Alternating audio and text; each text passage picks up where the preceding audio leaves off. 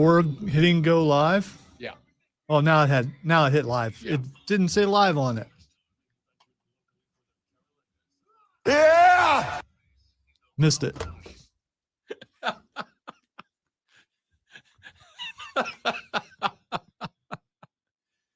Lonzo's pumped for a Friday. Yeah. I was distracted. I tried to hit it, but that's not a good sign for the rest of the day. I mean, I'm not saying he jumped the gun, but that was great. You know, my age. Yeah! Yeah. Ladies and gentlemen, welcome in. The Rob Brown Show's on your radio. This is the Fan Upstate. Howdy, y'all. Welcome in to a slightly overcast and damp Friday morning across the upstate of South Carolina. Moist. It's a moist It's day. a moist day. Let me say it. It's a moist day. So for all you people who creep out of the pronunciation of a word. There's a surprising number of people. Yes, I agree. Surprising number of people who are put off by the word moist. I know someone who had a problem with the word bulb, Bulb? as in light bulb. That moist, I get. It's a weird word. And it has connotations of things that can be considered off-putting, I suppose. Probably not when the word first came out. I'm guessing, just because someone stole the meaning of a word and made it mean something else. Originally, it probably wasn't that big of a deal. I don't think it has to do with the meaning or connotations. I think the people just don't like how the word sounds. No, I agree. I think it's got to have something to do with it. Man, I guess I would think that it does. But moist is the one word that if you say it, if there's more than 5 people in the room, somebody is going to go, ugh, I don't like that word. I don't like that word. But do they not like it because it's popular to not like it? Or do they really feel uncomfortable when they hear the word? I can't, like you and I have gone back and forth and butted heads because I have accused you and you have accused me many times. I have said many times, I very much believe there are things that Lonzo doesn't like just because everybody else does. And Lonzo has said about me many times that he thinks there are things I do not like because lots of other people also don't like that thing. Now, I would point out that I am the number one promoter of Limp Bizkit and Creed in the upstate, so I don't think that holds true. All right, so the both of those, maybe in Florida it's a thing, but here, if you talk, both of those bands are from North Florida. Well, if you talk to the people down the hall, they will tell you there's still 2 of the most popular bands, and that Creed is still requested quite a bit on the station where you can request it. So maybe it's just because where you're from, they played out or something. I don't know. Admit, I have all Creed's albums. I think Alter Bridge is better, but I love Creed. Got it to another world, time and time again. All right. We got a lot to get to on the show today. He forgot where he was going because he started singing Creed and he went to that At place. sunrise, I fight to stay asleep, because I don't want to leave the comfort of this place. You know what? Every once in a while, there's a hunger, a longing to escape from the life I live when I'm everybody. Way, yeah. Do you guys hear Macho Man trying to do Creed? So let's go there. Because that's what I hear. Let's make our escape. Yeah. All right. I regret all of that. The Rob Brown Show, going to be a busy one today. On the radio broadcast, we got a lot to get into on the show. We got to get into a little baseball. The Braves get Max Fried back tonight. That's the good news. The bad news for the ATL is that they're on the road. They're up in the friendly confines of Wrigley tonight, taking on a Chicago Cubs team that has suddenly figured out, hey, maybe we don't suck.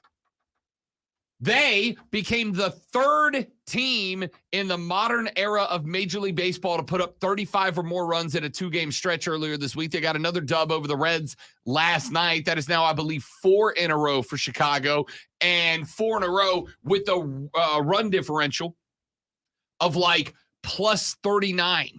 It's ridiculous. So the Braves, on one hand, could not get Max Fried back at a better time. On the other hand, had better hope that Max Fried is the best possible version of Max Fried when he shows up tonight, or else the Cubbies could get one over on the Braves and knock that MLB best record lead down by 1. We'll come to that later on in the broadcast. We've also got to talk Team USA women's soccer, because Sunday morning at the butt crack of dawn, 5 a.m., your boy and countless other patriotic flag-loving Americans are going to be sitting down in front of a television to watch Team USA women's football. And I can't wait. I can't wait. So can the Americans get it done against the Swedish? So on your one day off, off, trouble. Your one day off, you're going to get up at 5 a.m. to watch a loss. Well, first off, Lonzo, good to know that you have no faith, hope, and love in your country. You have told me how bad this team is, so I'm just going with you. You've downplayed the coaching, and we've heard Carly Lloyd talk about the lack of effort. I mean, so everything you have said makes me believe that they're going to lose. So you're the Uber fan. You're wearing the kit today. I mean, you're doing all this stuff, which you can see on Facebook, YouTube, Twitch, or X. I'm just listening to you. That's all. You're not poor mouthing, are you? I mean, you believe what you say, so I'm concerned they're not going to win. When the chefs have a bad Sunday, do you not tune in the next week? Do you go, oh, we were bad, we're done? No. First of all, I wouldn't be disrespectful and say that they ever had a bad week. Ever had a bad week. Yeah. Yeah. Well, see. Here's the thing, though. If they have a bad week in the playoffs, they're done. If they have a bad week in the regular season, they'll be back next week. In which case, they won't be playing, and you can call it a day. This team has made the playoffs. So, and at the end of the day, any hope is hope. So so how, if they lose, are they out? Yes. Okay. We are in the knockout round. Any L from this point forward is the end of the line in the Women's World Cup. So when you talk about them later, you're going to talk about how they're going to win, right? You're going to give me a reason to get up at 5 a.m., or you're going to talk about the poor coaching, the lack of motivation. You're going to give us all a reason to get up and root for the country. Yes.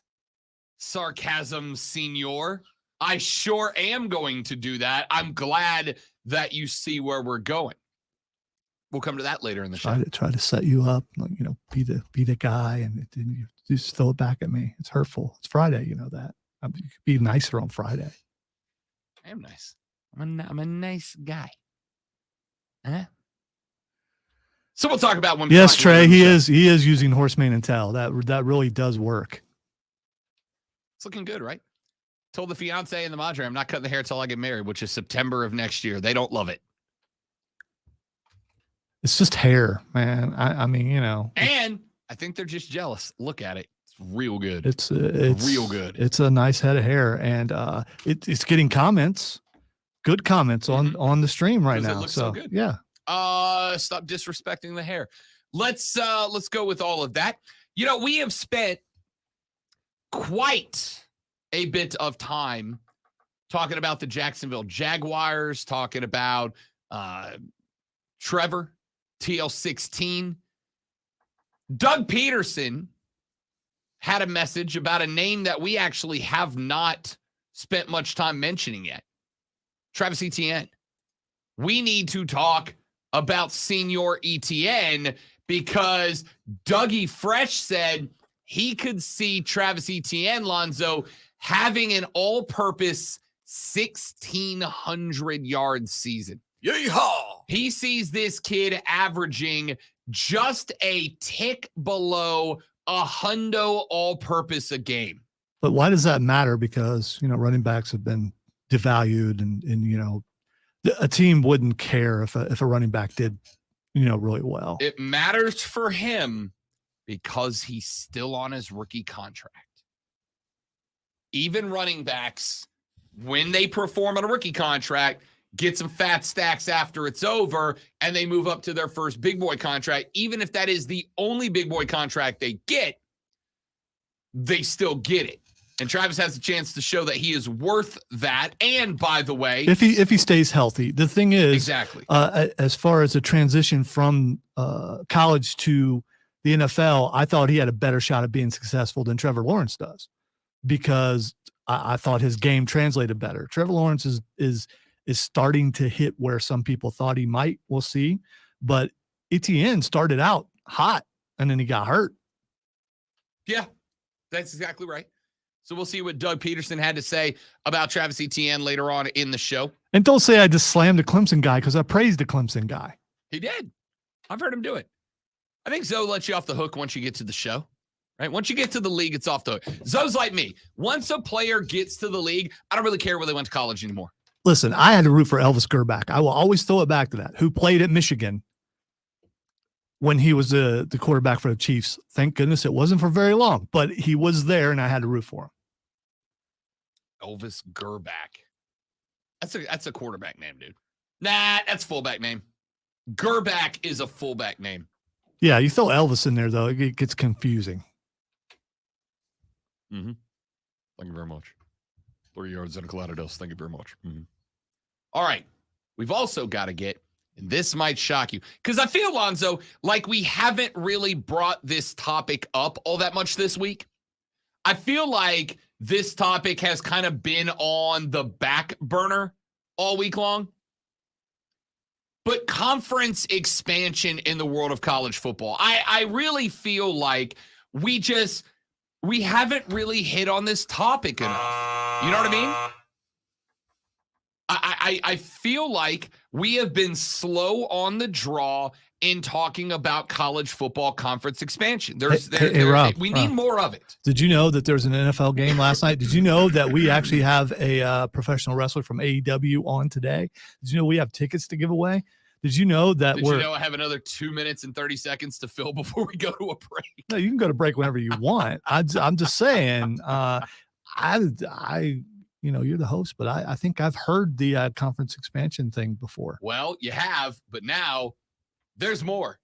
There's more stuff to talk about, because one of the 3 possible reasons that I told you FSU was probably pushing out the we might leave discussion has fallen out from underneath them. And we are going to tell you about that later on in the show as well. Because one other ACC school has now fired back at Florida State University for their comments. It's not the ACC school, is it? No. So, okay. All right. But it is one of the 4 that we consider important in the ACC's continued Who's this relevance or we? not. Who's this we? Me. Yeah, okay. All right. And everybody in my little group, conspiracy theorist. So we'll come to that later in the show. The NFL Hall of Fame game last night took place. Zoe, how much of that did you watch? Honestly. And when I say watch, I don't mean like it was on the TV and I was playing video games. I was talking to Miss Lisa. I was eating dinner. I mean, you were watching it. I recorded it, so I watched the first half, skipping past the in-between stuff because I don't care about the fluff. I'm there to watch the football. And then there's this thing where it's raining and we have really tall trees, and usually we don't have this problem with Dish. But I think the high winds have knocked our dish off just a little bit. So I lost the channel for a little bit. Then it came back on and I was able to watch like the last half of the fourth quarter. So it wasn't for lack of trying. I tried to watch the rest of it. But I watched the entire first half for sure. I don't know if I'm a bad football fan. It was just on at my house. Nah, first half I watched. Dude, on? You mean like Kellen Mond? Man, he was on. Kellen Mond.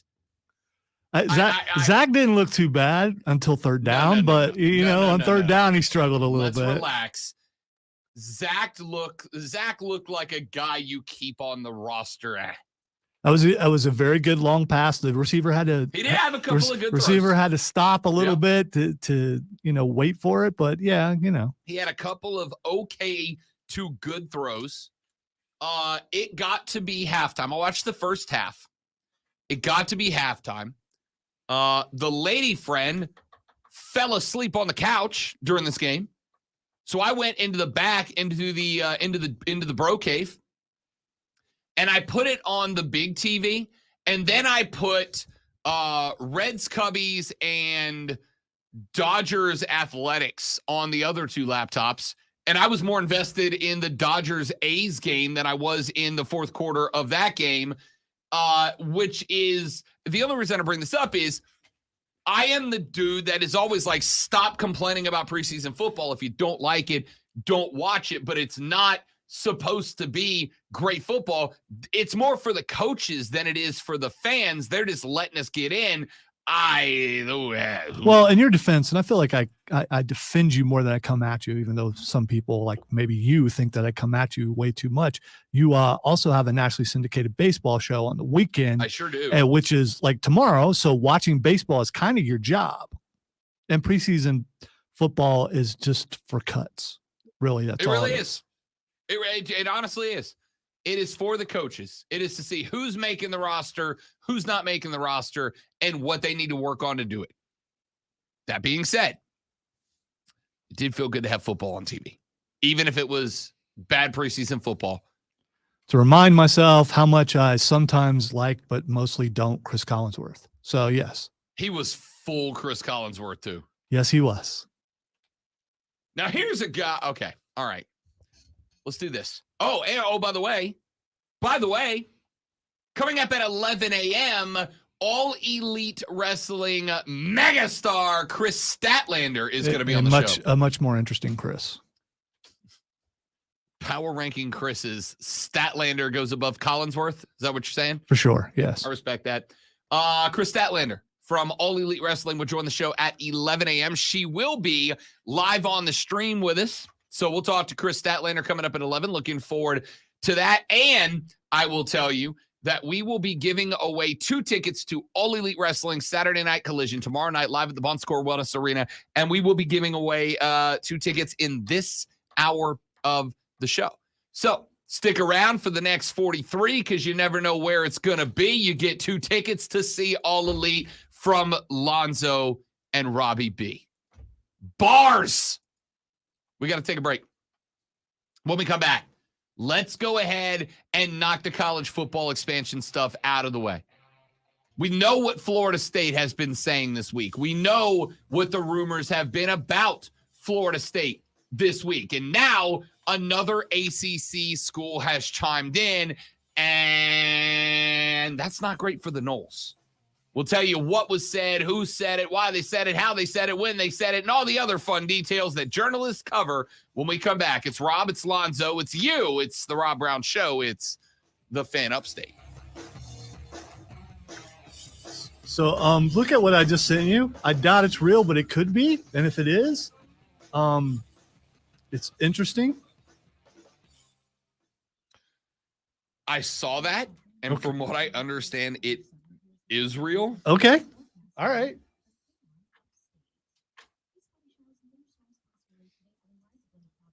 I would like to see a more reputable or at least it confirmed by someone who Yeah. Yeah, it just I am going to show you guys something on the stream here. And I'm going to do it without comments so that I'm not accused of being biased. Okay? Where'd it go?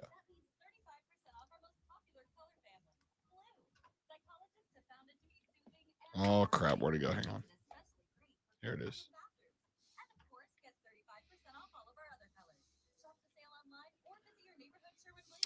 All right. This jersey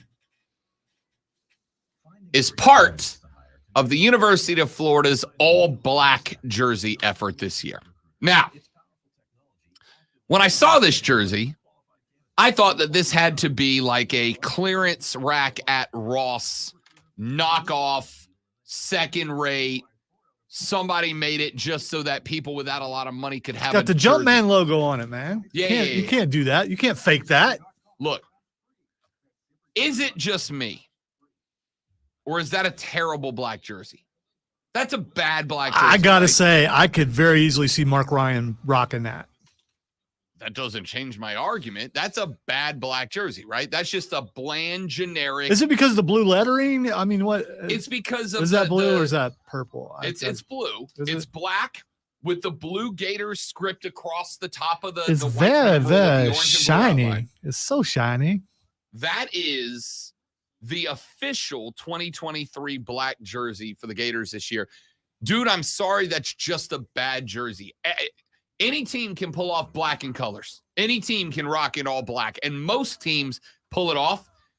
That's just a bad black jersey, dude. It just is. I've seen worse, but I gotta say it's not. I'm sure like one person didn't come up with that. I'm guessing that they had a panel. And the panel agreed. The team's not going to be very good this year, so let's make the jersey look in such a way that people will complain about the jersey and they'll forget that the team probably not going to be that good. It's just a bad jersey, man.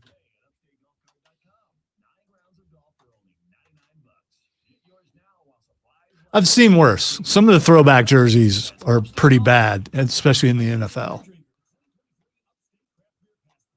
Especially like Pittsburgh's throwback jersey, where they look like the Hamburglar.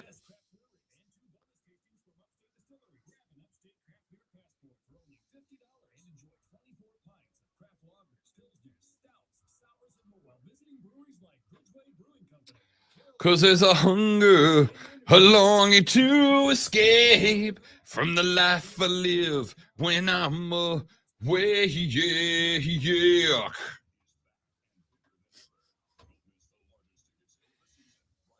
So let's go there. Anybody else want to sing some Creed with me?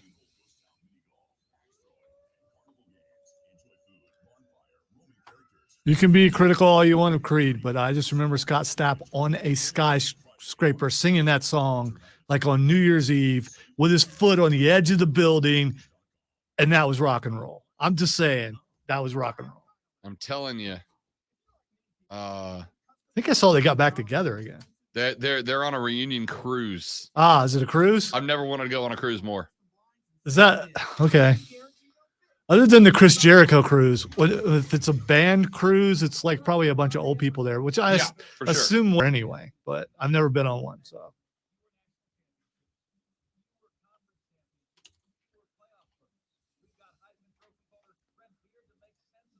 imagine if you were on the Creed cruise during COVID and you were stuck out in the water with Creed. There's worse bands.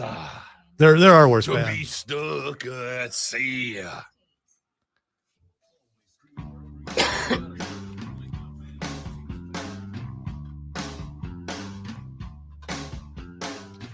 The Rob Brown Show rolls on. This is the Fan Upstate. Howdy, y'all. Rob Alonso with you. Good to have you. Coming up at the end of this segment, I got a pair of tickets.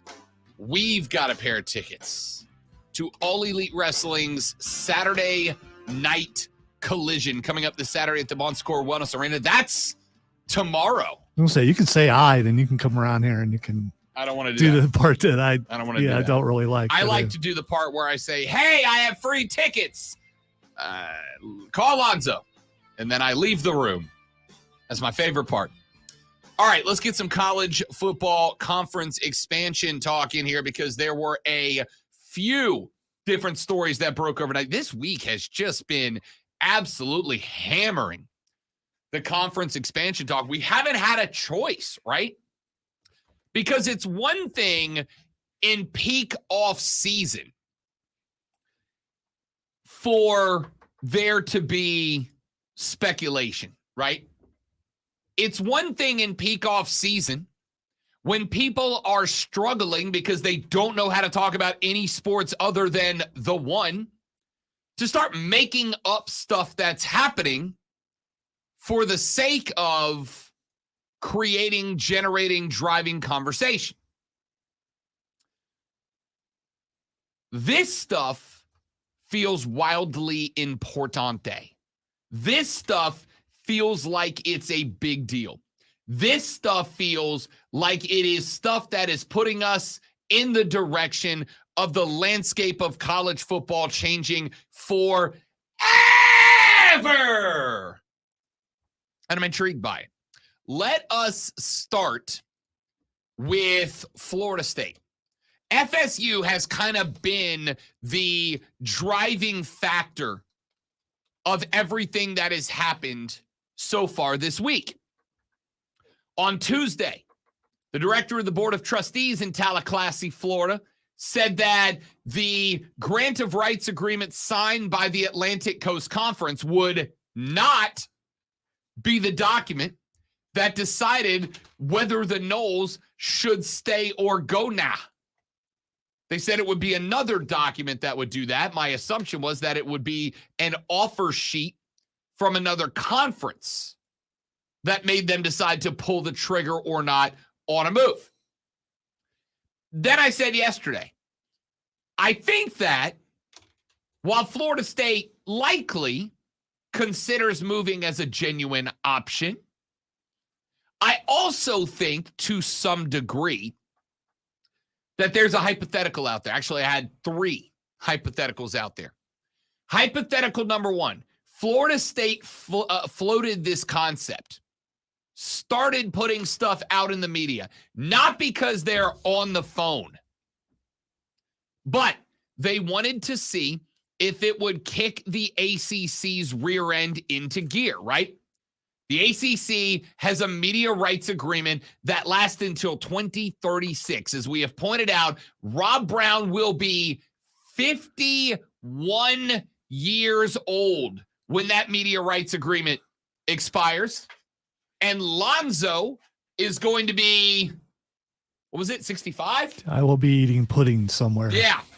Lonzo will need his food coming out of a shredder at that point. Hopefully they make Depends with like superheroes on them. Yeah. That would be pretty cool. So my thought was maybe this is just the way to get the ACC to kick it into gear, right? Y'all need to figure out how to talk ESPN into giving us a new deal. Because if you don't, we're out. Now, there's a second hypothetical that ties with that one, which is there's 2 ways for Florida State to get out of the ACC. The first way for Florida State to get out of the ACC is to pay the early exit penalty, which is going to be in the tens on tens of millions of dollars, likely upwards of $100 million. It's a lot of money out of pocket for a school. I don't care how big your school is or how good your booster base is. That is a lot of money to come out of pocket, and it is a lot of money to ask a new conference to fork over and also pay you your annual media rights fee every year. So the third hypothetical, which ties into that, is could Florida State put this out there and get the support of enough other schools that it threatens the Atlantic Coast Conference, right? Could they get Graham Neff and Clemson to come out and go, yeah, no, us too? Could they get Dan Radakovich down at Miami to go, oh, yeah, no, for sure, we're in there too? And could they get North Carolina? Their athletic director's name is Bubba Cunningham. Bubba. Hell yeah, Bubba. So anyway, old Bubba was on 99.9 The Fan in Raleigh, North Carolina. Do they talk like that in Raleigh, North Carolina? Yeehaw! Yeah. I'm sure they talk. That was the first actual fitting yeehaw you've used. Have you never seen Andy Griffith? Was that North Carolina? I don't know. Mayberry was near Raleigh. Was it? Yeah. Where was Mayberry? Yeah, how about that? I literally did not know that. The quaint North Carolina town of Mount Airy was Andy Griffith's childhood home and the inspiration for Mayberry in the beloved 1960s sitcom, The Andy Griffith Show. I can't whistle. I am so glad you can't whistle. Whistling is so annoying. Because if you could whistle, you'd be whistling Patience all the time. Hate that song. I just can't do it. Anyway, and also correct. Anyway, Bubba done one up on 99.9 The Fan there in Raleigh, North Carolina. By the way, I know somebody the other day was like, Rob, that's really disrespectful. Dog, that's half my family, bro. Half my family talks like that. You send me back down to Crestview, Florida, where my uncles live, I'll come back sounding a little bit twang. I don't care if you like my Southern accent. So there you You go. have a Southern accent? Exactly. Well, I mean, when I want to, when the turrets hit, because you never know when they're going to hit. The Southern Turrets.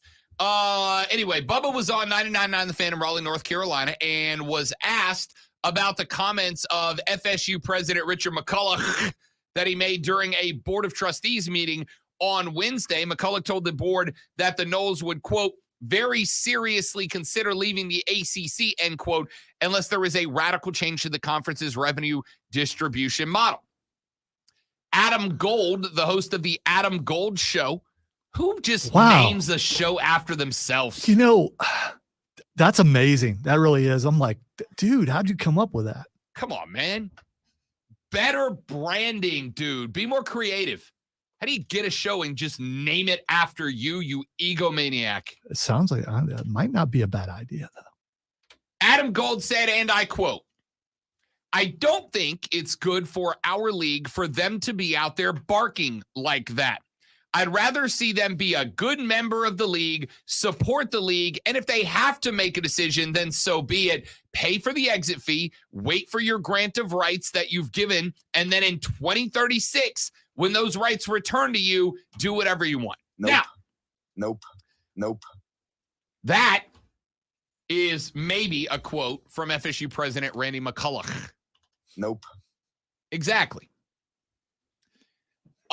Here's the thing, Bubba. I would like to say, I get it. Okay? I get it. I understand. Because the belief right now is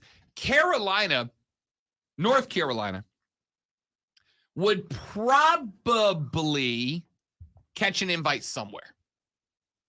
Would it be where they want to go? I don't know. Would they be making top flight talent money? I don't know. By the way, Tommy said, because Rob After Dark was so original. This show is the Rob Brown show, Tommy. That was the joke. That was a sarcasm. Yeah, that was the joke. We're doing this thing. We do it on two different shows. This thing that we're doing right, if you got to explain it, though. Yeah. I mean, Look, there's the logo on the stream right there. Look at It's that. literally the Rob Look at Brown that. show. Look at that. Wow. All right. So anyway. Bubba. Okay, so Bubba. Yeah, Bubba. Oh, good old Bubba.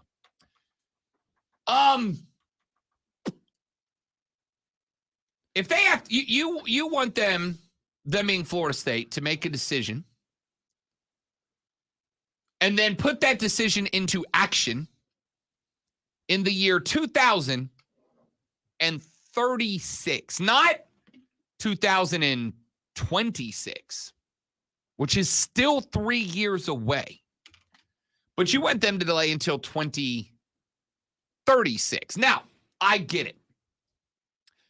The reality is, when some of these schools, the crown jewel schools, Florida State, Clemson, Oregon, Washington, Arizona State, when they join up with either the SEC or the Big Ten, and the EEC gets formed elsewhere, which will not be as valuable as the two power conferences, this feels inevitable to me.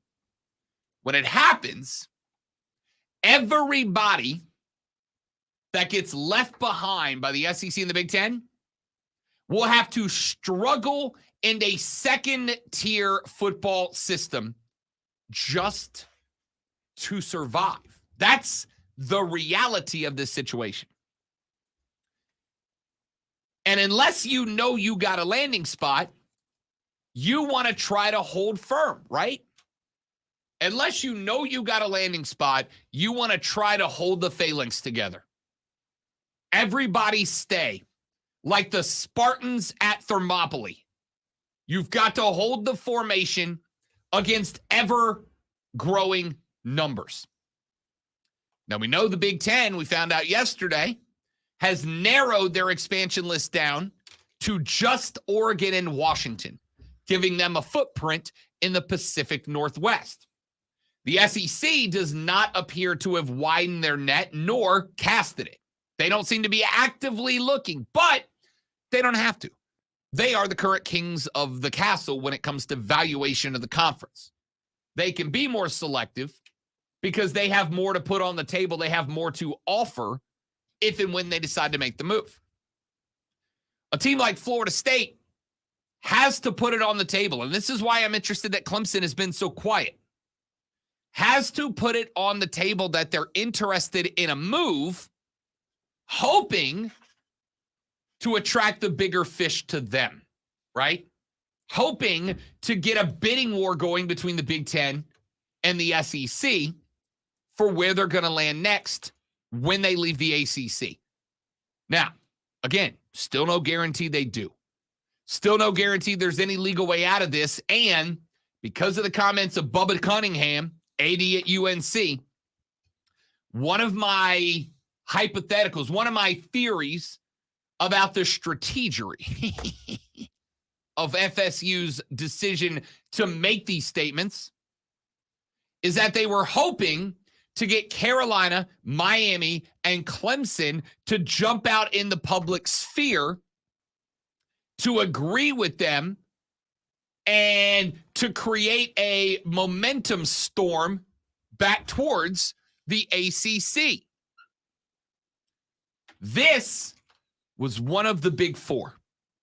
Florida State, Clemson, Miami, North Carolina. This was one of the big four. Woo! Flair country. Can't hold up four fingers in that. Woo! So this was one of the big four that I think it is possible. I am not saying this with any sort of definitiveness, as I pointed out yesterday to a dear friend of mine, saying I am speculating X versus X is true are two different things. I make it abundantly clear when I say, I think that. This is the reason a thing is happening, not that this thing is happening. My speculation, my thought, my opinion, my analysis, my guess, if I must. My guess here is that Florida State was looking to gauge all of the thermometers. What is the ACC going to do? What is UNC, Clemson, Miami, and who am I leaving out? Whoever else in the ACC. What do? Do they respond? Are they willing to step out and support us, or do they leave us out to dry? And the answer now we know is at least one of those schools have left FSU out to dry, that being North Carolina. What does that say if you're Florida State? It says you are less likely, it would initially appear, or at least the circumstances have not gelled enough at this moment in time that you can build momentum towards the full disbanding of the ACC. Doesn't look like you're going to have the firepower, right? Because the Syracuses and the Pitts of the world, they're not going to do that.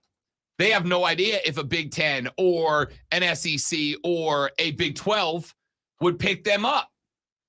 So they're not going to disband, even if the ACC is a distant third place. And by the way, looks like it could be a distant fourth place now behind the Pac-12. Why? Because we also learned yesterday that the Pac-12 could, as early as today, go ahead and give the thumbs up to Arizona State University to make the jump over to that conference.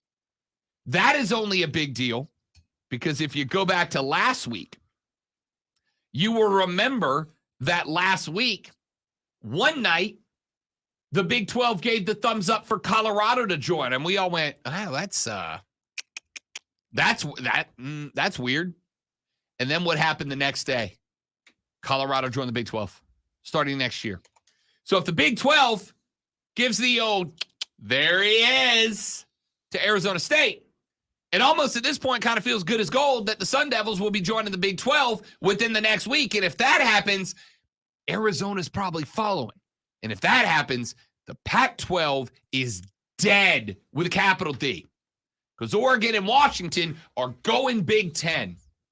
The Pac-12 is already, I shouldn't even say all that. Pac-12 is already dead. I said that on, Wednesday's show? Pac-12 is dead. In fact, I think I even literally said the phrase, go ahead, grab the shovel and throw dirt on them because they dead.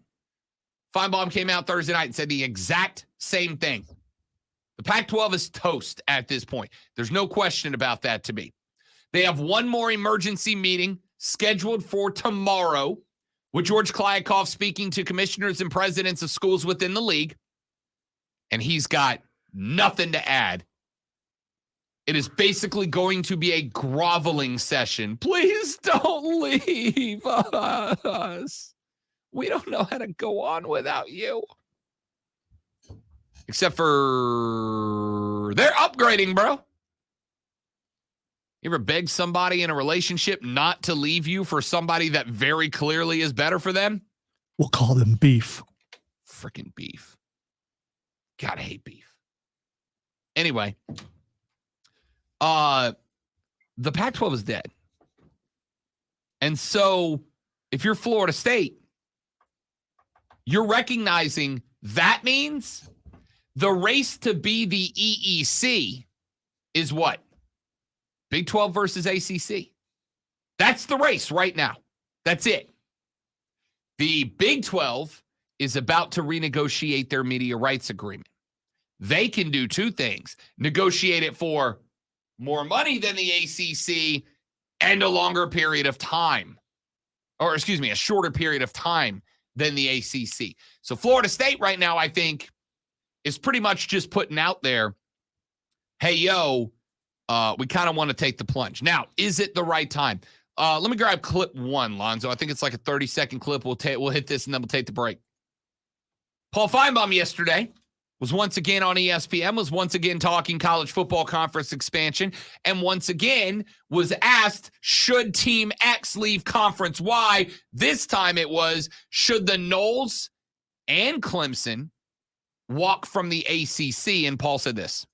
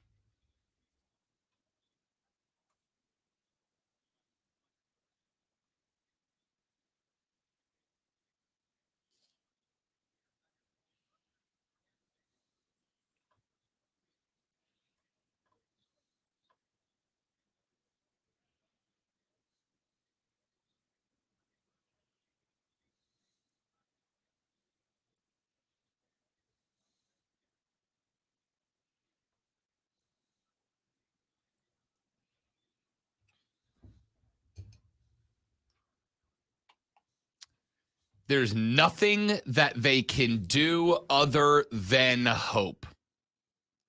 The Pac-12's dead. They don't even have hope anymore. The ACC's hope is that they can figure out a way to get the smaller schools to agree with an unequal revenue distribution model that makes FSU, Clemson, Miami, and North Carolina happy so they'll stick around. But here's the reality, ladies and gents. Once the Big 12 is finished adding Arizona and Arizona State, potentially Utah, once they are finished adding those schools, they're going to be able to renegotiate for more money and fewer years than the ACC. I'm not saying the writing's on the wall. Any number of weird things can happen between here and the next 2 years. But right now, it looks like the Big 12 has played their hands the right way to be the EEC. Let's give away 2 tickets to All Elite Wrestling Saturday Night Collision to caller number 2. Caller number 2 right now to 844-326-3663. 844-326-3663. Caller number 2 right now is winning a pair of tickets to tomorrow night's show at the Bon Score Wellness Arena. We're back after this on the Rob Brown Show in the Fan Upstate. All right, guys, stepping away for just a minute. We'll be right back. Don't go anywhere.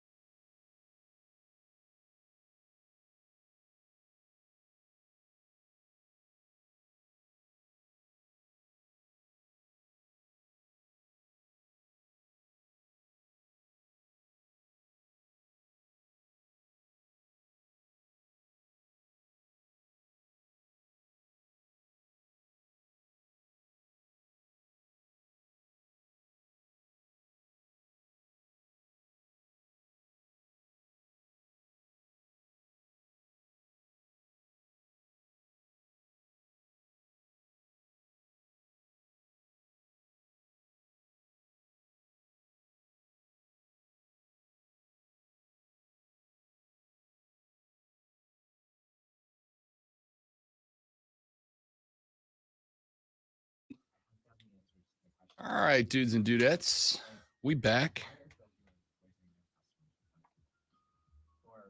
Is my local sushi restaurant part of an international scam? Or how sad are the monkeys? If you, like me, find this world bewildering, but also sometimes enjoy being bewildered by it, check out the show. On the Odyssey app, Apple Podcasts, or wherever else. At Fisher Investments, we do things differently. By the way, Kevin, not going to cry because you know what? If I recall, the Chiefs lost to the Bills last season. You know what else the Chiefs did? They won the Super Bowl. So, you know, we got that going for us.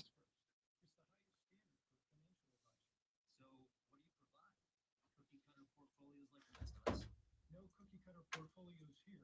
Fisher Investments tailors portfolios to meet each client's goals and needs. But you do sell I've decided there are some questions that I've always wanted to ask a wrestler. No, Fisher Investments doesn't. I'm not telling you. investment products. We never earn commissions on trades. Where's the fun in that? I mean, you know, Investments fees are structured. I mean, I'll tell you if you want me to, Not now. but I mean, you know, if you require that I tell you the questions that I'm going to ask, I will submit them in writing. So we've worked together for 2 years I'm now. a- I've never required anything of you. You should, but that's okay. Boot Barn. The most apt commercial ever created by humanity on the radio. Listen here. I'm not making fun of Boot Barn. I purchased a hat from Boot Barn just a few weeks ago, and I will be wearing it proudly 1 week from tomorrow as we bring home that trophy. Lonzo, you got to drop that voice down lower if you want to be a man. I can't do that. Really, I think that's about as low as I go. You got two options. You can wear our jeans or you cannot. We get it. We're the same way. Offering access to product experts. Well, that's cool, Trey. and easily find what you Trying to see hello. I can't. I mean, I know my normal speaking voice has some depth to it, but not like I see the bottom end of like Charlie James's voice. It's always, you know what? I sing tenor. Why do I care that I can't sing bass as low as you? Stop shaming me, Rob.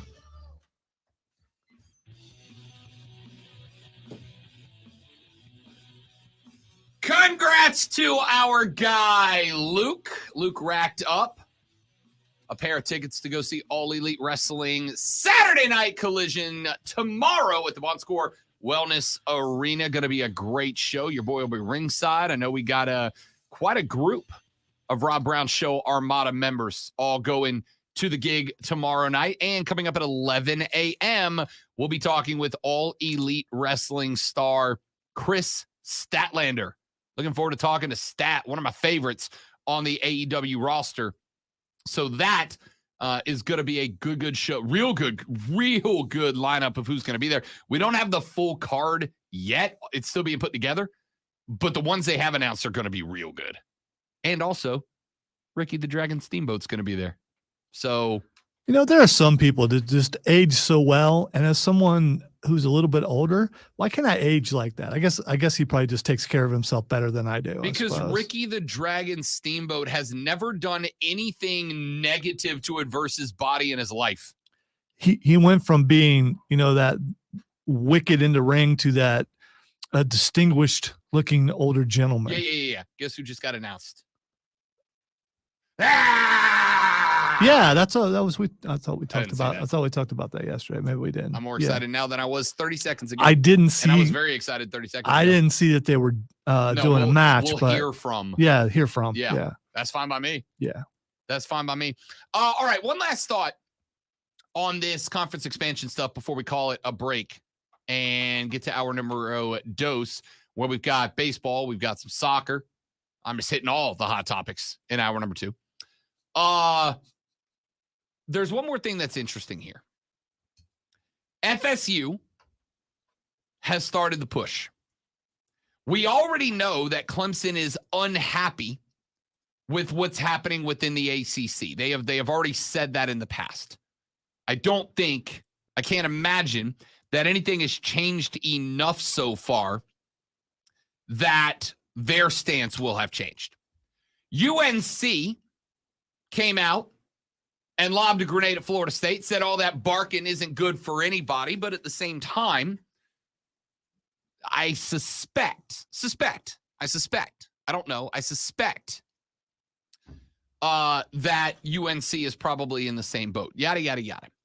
We also found out yesterday that the Big 12 is likely going to vote either today or tomorrow to accept, should they wish to join, at least Arizona State. I suspect there will be 2 more coming down the pipeline in the next year, right? We know they want to stay at an even number, so they either got to invite 1 or 3. Arizona and Utah are also both right there. Now, they may or may not want multiple schools within the same footprint. I don't know, but we'll find out. Either way, the point is the Big 12 is taking active steps. The Big 10 is taking active steps to expand. The Southeastern Conference doesn't just have to add people for the sake of adding people, but they do have to add people to continue their positioning alongside of or one step out front of the Big 10. I think these moves, FSU chirping, the Big 12 giving the thumbs up to the Sun Devils, and the Big 10 reopening conversations about making the move for Oregon and Washington, it might very well be the catalyst for the SEC to grow by another 2 as well. Not a guarantee, but it does seem if they want to stay out front of everybody, these moves could force them to pull the trigger.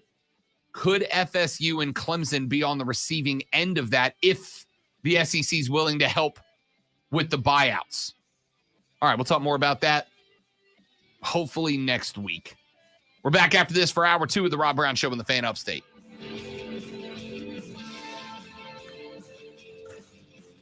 Rob doesn't sing baritone. Yes, I do, Thomas. Occasionally. I'm going to take his word for it. You probably should. Yeah. That negates all your bass shaming. I don't shame bassist. You were shaming me for not being able to hit lower notes.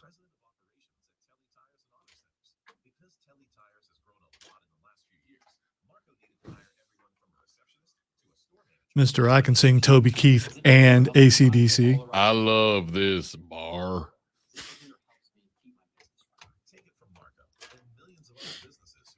My kind of place. How come you sound like Lurch singing it though? Now I'm envisioning that. It's a scary place. I love this bar.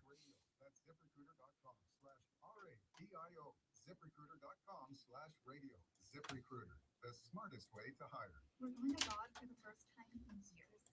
To Spain. But we don't speak Spanish. So we started using Babbel. And started learning Spanish fast. With Babbel, you can start having conversations in another language in just 3 weeks. Babbel's conversational method teaches you real-life words and phrases. And with Babbel's interactive bite-sized lessons, you'll remember what you learned. ¿Cómo te llamas? ¿Cómo te llamas? ¿De dónde eres? ¿De dónde eres? When you learn the language, you want to actually use it. Babbel is designed with that goal in mind. In just 3 weeks, we're starting to have conversations in Spanish. Estoy muy emocionado para ir a España contigo. Aw, he just said, I'm very excited to go to Spain with you. Vamos a tener mucha diversión. I will be, Kevin. I can't speak for Rob. Babbel. He's got 37 jobs, and you know. Now try Babbel for free at Babbel.com. Just go to Babbel.com and start learning a new language today. That's Babbel.com. Babbel.com. It's been years in the making, and now the most epic comic and game story is finally here. Borderlands Comics and Games. Reimagined, bigger and better than before. The state's premier hobby shop has been bringing the best in comics. Would say I've got a foot in retirement, but I'm a really slow walker, so like another decade. But The Borderlands experience for yourself. We have gone to a whole new level. Find us on Facebook and Instagram. Proud sponsors of the Upstate Pulse. Borderlands Comics and Games. Read, build, play. The 4th annual Bourbon and Bacon Fest, benefiting Upstate Carolina Adaptive Golf, is Friday, September 22nd at the Foundry at Judson Mill in downtown Greenville. Treat your taste buds to over 100 bourbons and bacon-inspired food from many restaurants. Tickets at bourbonandbaconfest.com. Keeping your kids safe is a full-time job, whether it's putting on outlet covers, installing child gates, or gluing down your priceless vase. So Duracell made one part of childproofing simple. Our lithium coin batteries are the only ones coated in a non-toxic bitterant to help discourage swallowing. Your kid is safer, and you've got one less thing to worry about. at least that's all she did, because with our conversations with Arn Anderson and with Sergeant Slaughter, people did a whole lot worse with that. Arn Anderson got cane and Sergeant Slaughter got acid thrown on him. The stat when you say I got stabbed 6 times and I got acid thrown on you, and then you forget about the stabbing because you're thinking about the acid. Yeah.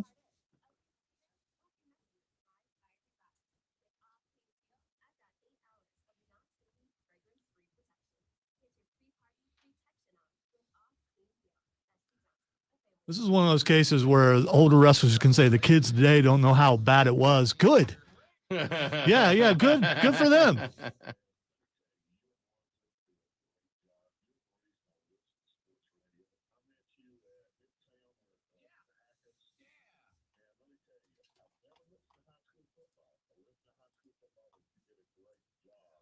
By the way, hearing this promo reminds me that high school football returns in just 2 weeks. Yes, it does. 2 weeks August from 19th. today. Well, actually 2 weeks from tomorrow. I'm glad we had that discussion because I had it scheduled wrong, but I fixed it. Did you have it on the wrong day? I did. Yeah. Even though I knew it was on Saturday, for some reason, I'm just.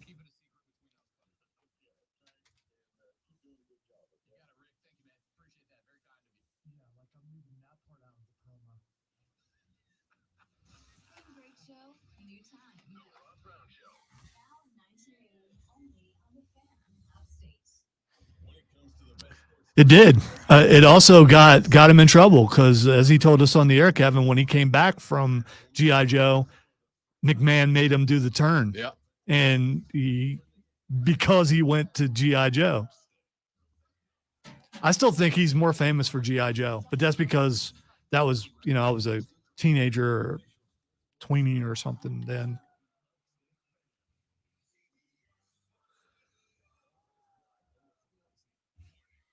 Gable's in the first break. Nod or something. This is like you don't hear a word I'm saying. Gable's in the first break. Thank you. But there's money involved, or I wouldn't care if you're ignoring me. I hear you. It just doesn't always. You just don't care. Sink in. And I hear you, but I just don't. Whatever you say. Let me ask you guys a question. Per a conversation that I was just having with the great one before we came back on the air. So, if you watch the stream, you already know this, right? If you watch the stream, you already know this. We have conversations off the air that we don't have on it on our stream, which you can watch at facebook.com/thefanupstate, twitter.com/thefanupstate, or by searching and subscribing to The Fan Upstate on YouTube or The Rob Brown Show on Twitch.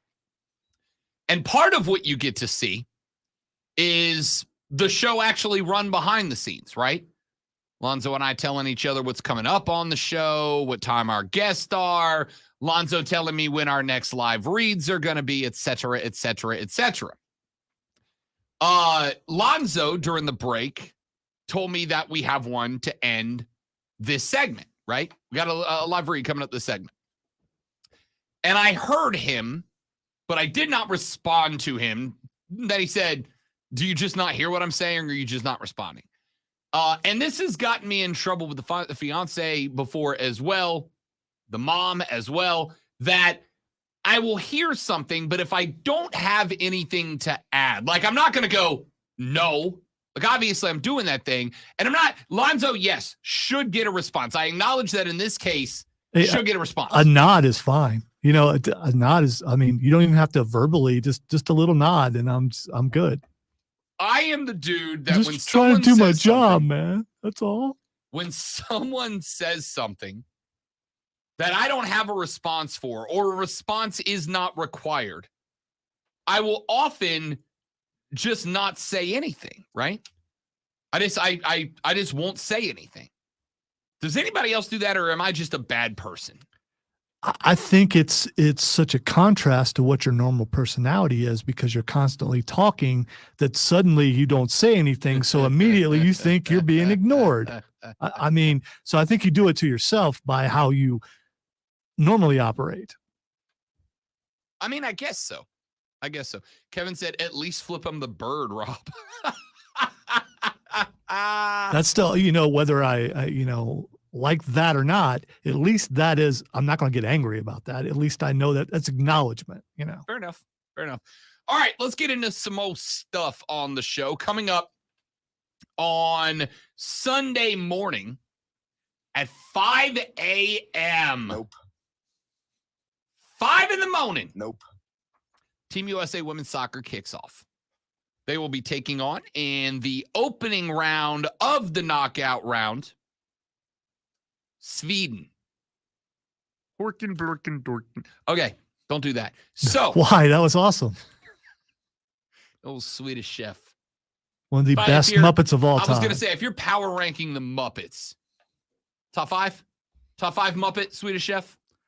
For sure. Maybe even top 3. Do I get the chickens with the Swedish chef, or do they go with Gonzo? I think they go with Gonzo. They go with Gonzo. Yeah, I'd rather not talk about Gonzo, but yeah. I started watching, by the way, the Dr. Teeth series. Yeah, I've been meaning to watch that, and I haven't watched it. Pretty funny. Every time you say Gonzo, I think of that lady. Yeah, it's pretty funny. Oh, you're like a Muppet. Shut up, lady.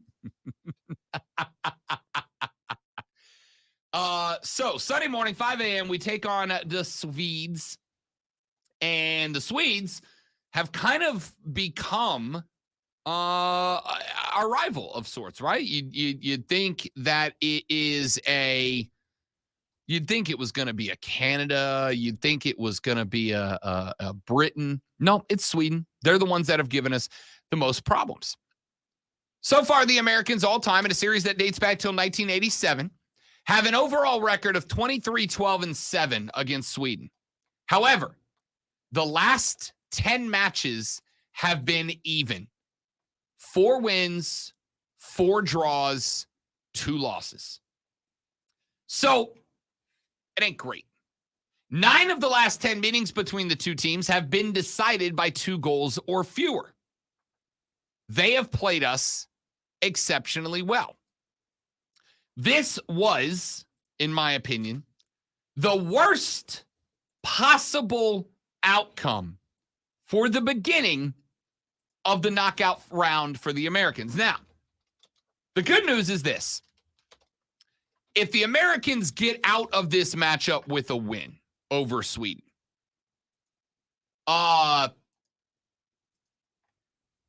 they've pretty much, I'm not going to say they've taken out the toughest match because you've still got Norway that's over there.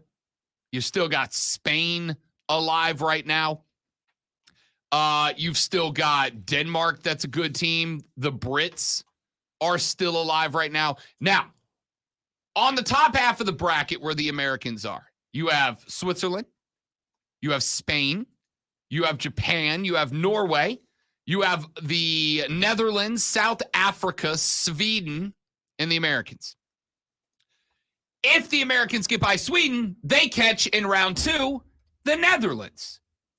Another very good team, a team that we already needed a miracle goal to take a 1-1 draw from.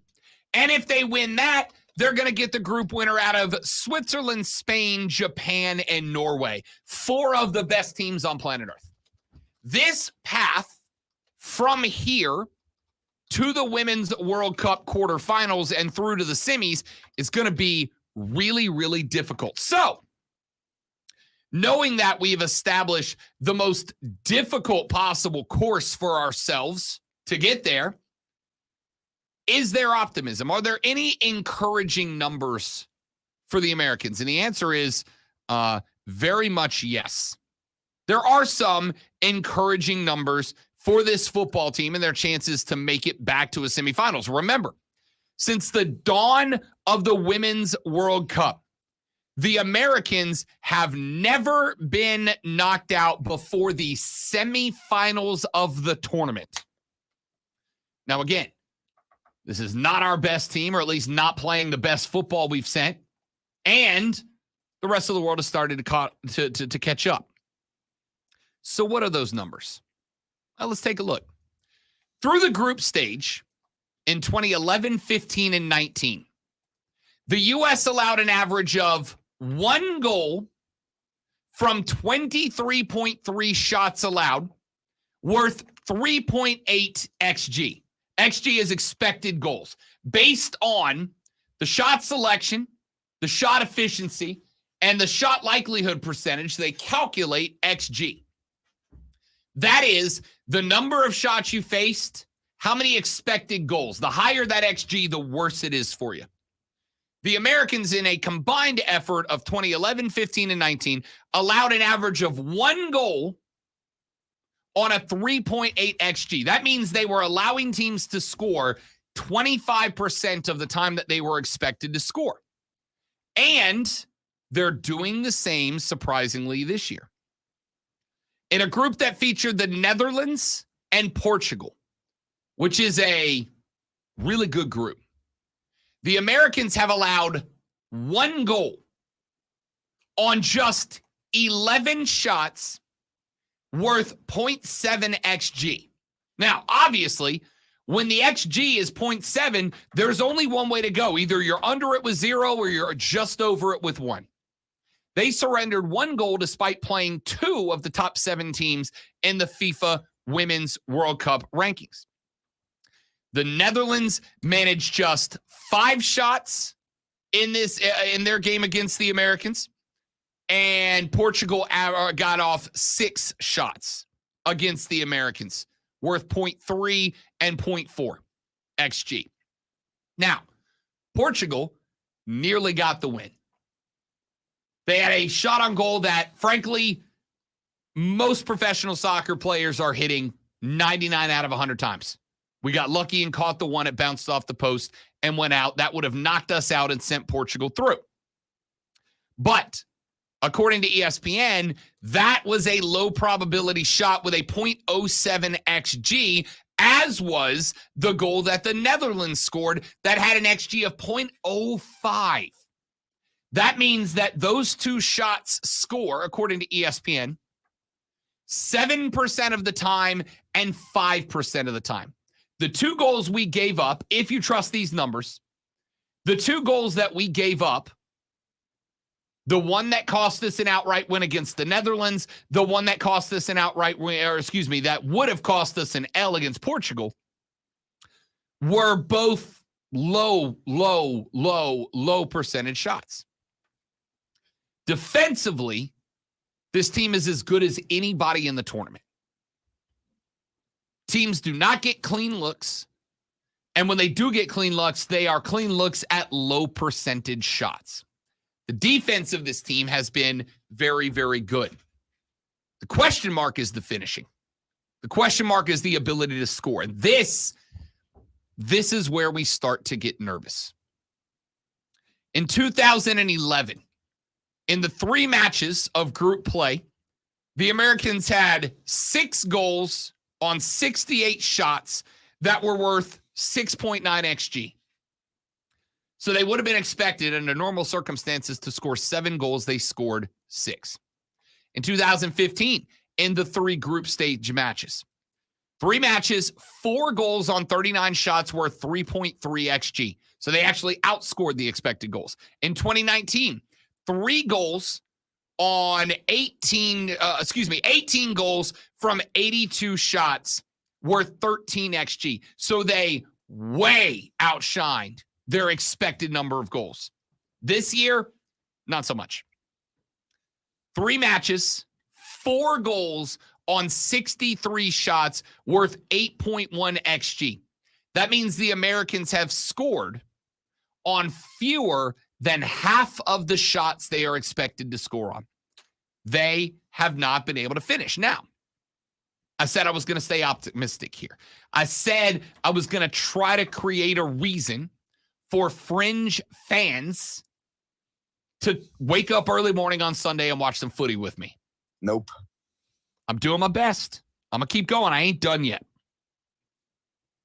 Back in 2015, the Americans had a lesser overall efficiency attack than in the group stage than they did this year.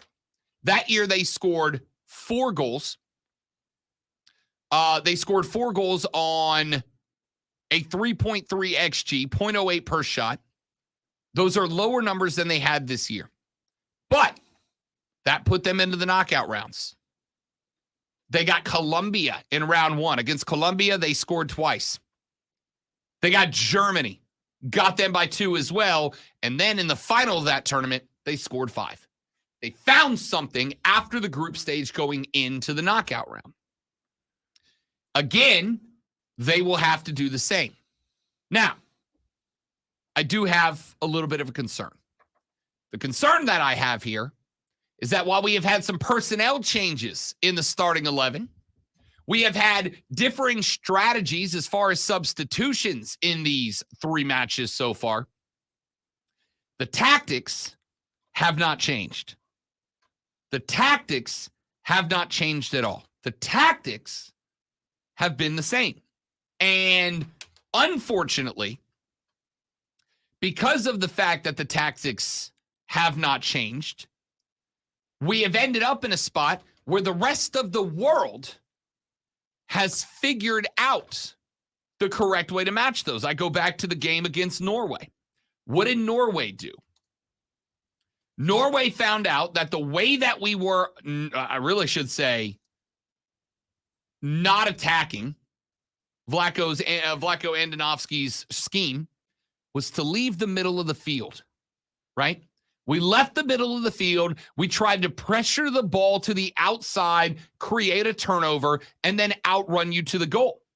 I said after game number 1, a 3-goal win against Vietnam, I said after game 1, it was becoming obvious that we weren't going to be able to just out-athlete teams anymore. It used to be that you could play mid-level soccer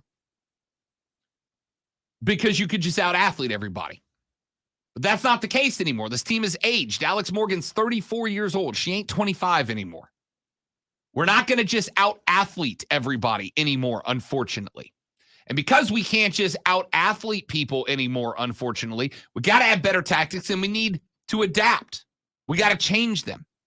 I think Ananovsky came into this thinking we were just going to out-athlete everybody again. Because once the Netherlands figured out that they could play to and then through the middle of the field, because we had all our pressure built on the outside. So, if there's pressure to the left and there's pressure to the right, just like the flow of water, the easiest thing to do is follow the path of least resistance. So what did the Norwegians do? They got the ball to the middle. They put runners down both sides. They waited to figure out where the U.S. defense was going to collapse in order to bring pressure, right? Because the third option is you just take the ball up the middle of the field where there's no defenders, yeah? So they put the ball in the middle of the field. They had an attacking mid on. They brought the ball up the middle of the field. And then the Americans had a choice to make. Which one of your backline defenders, which one of your fullbacks do you send up to stop the run so that the attacker down the middle doesn't just run it into the box and have a 1v1 with the goalie? And that might be the easiest way to play soccer. Run it up the middle, see which of the white jerseys attacks you, have a striker flow into that spot so she's unmarked, get the ball to her, and create opportunities. Fortunately, the back line of this team has been acceptable. Not great, but acceptable. Unfortunately, the deeper we go in this tournament, the better the front lines we're going to face are, and the more pressure there will be on that back line if things go wrong. I need to see the Americans control the middle of the field. I need to see the Americans own the middle of the field. I need to see them understand that if they want to win this matchup against Sweden, and honestly every matchup after it, that they've got to be able to play multiple styles of attacking football, and they've got to understand that they can't just outrun everybody anymore, right?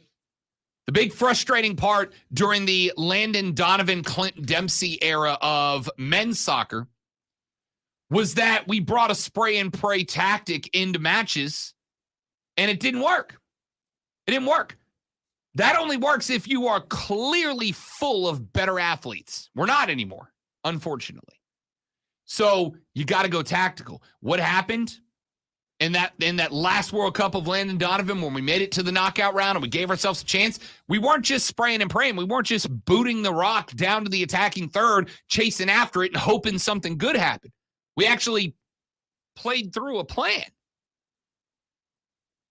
If on Sunday morning, by halftime, the Americans aren't trying to dominate the middle of the field instead of just outrunning people down the sides, I will turn it off and go back to bed because we're doomed.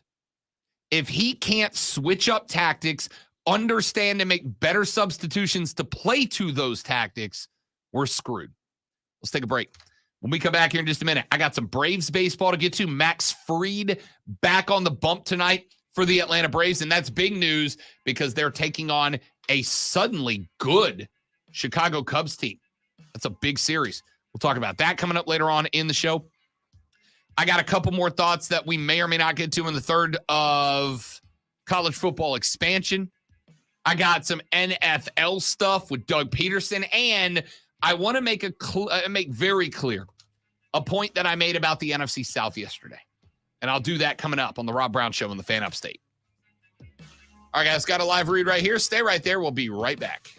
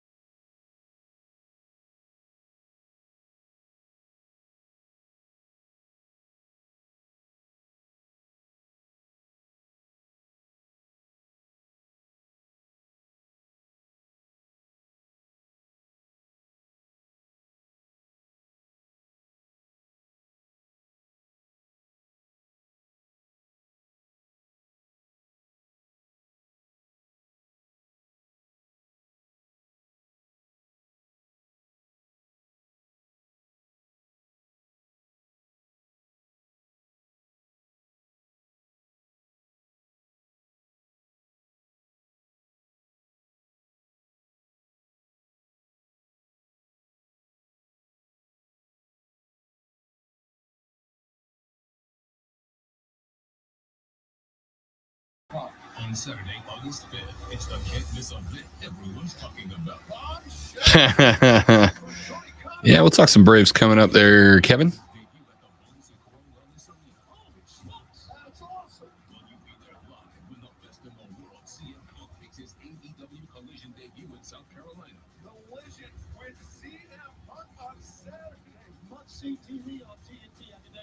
Saturday nights will never be the same again on TNT. Don't miss the Redeemer Miro. This is my show. Rob, look. At Ready Frost. Oh, dude, just why? Park in the lines, people. It is not, if you are incapable of parking inside of the lines, you should have your driver's license revoked. That should be a freaking ticket, dude.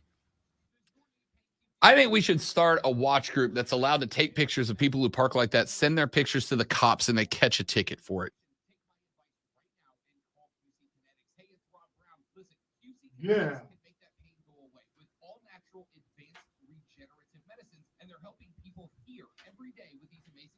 Unless you're at the dollar store. At the dollar store, you can park however you want.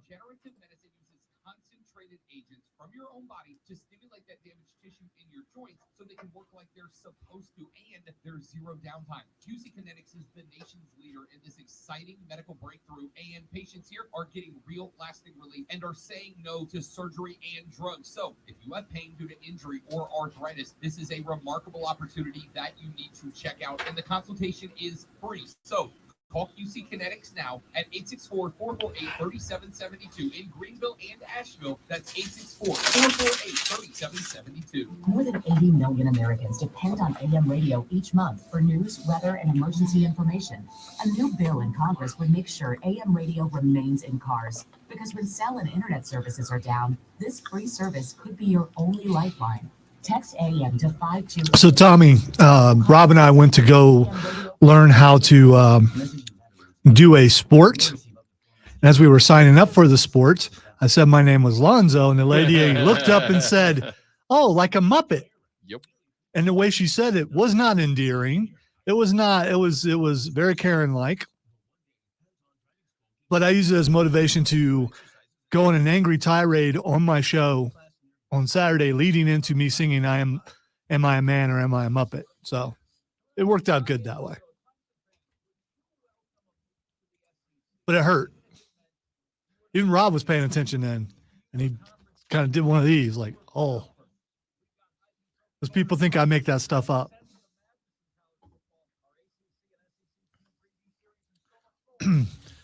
And if we are Bert and Ernie, the way you spelled it, Kevin, he's Ernie. Yeah, probably. Because he's got 37 jobs. Okay, because it just will not release us from its grasp. You know what, Lonzo? I think this is worth the glass, honestly. I'm going to say this is I'm going to say this is grass caliber. There it is. Breaking news brought to you by our friends at BetQL. Be a better, be smarter, and beat the books with BetQL. And don't forget, ladies and gentlemen, that tomorrow from noon to 4, Bet for the Cycle, the nation's numero uno baseball gambling show, airs with myself and Cody Decker. If you are a fan of either baseball, gambling, or a bunch of dudes trying to humiliate each other, Bet for the Cycle is for you. Pete Thamel, who has been really kind of the linchpin in media coverage of all of this stuff so far. Thamel just tweeted out, great one. With the Pac-12 presidents meeting at the top of the hour, there's optimism about the league's grant of rights being signed. The key linchpin is Oregon. Heading into the meeting, the school is trending towards not going to the Big Ten. If Oregon doesn't go, Washington doesn't go. And if Orrington, it's right next to Oregon. It's like the 51st state, Orrington. If Oregon and Washington don't go together, the Pac-12 remains alive. there's a heartbeat yet, ladies and gentlemen.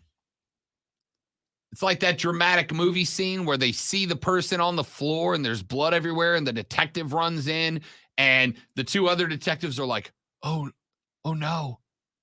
And then the third detective runs in and goes with the fingers to the neck and they turn around and they go, he's got a pulse, right? Because that's how it works. Suddenly the Pac-12 has a pulse. Thamel went on and said, quote, Oregon are expected to stay in the Pac-12 barring an 11th hour change. That could have the power to keep the league together as Arizona has not finalized its deal with the Big 12. Remember, I told you back in the last hour that the Big 12 had given the thumbs up to Arizona to get the nod to move into the Big 12. And my assumption was, and I don't think it was incorrect, that Arizona went ahead, got all the details ready, got all the details lined up, not to make the jump, but to have the jump ready to be made if Oregon and Washington were to jump over to the Big Ten. Therefore, Arizona would not be in a spot where they were left standing alone with nothing to show for it.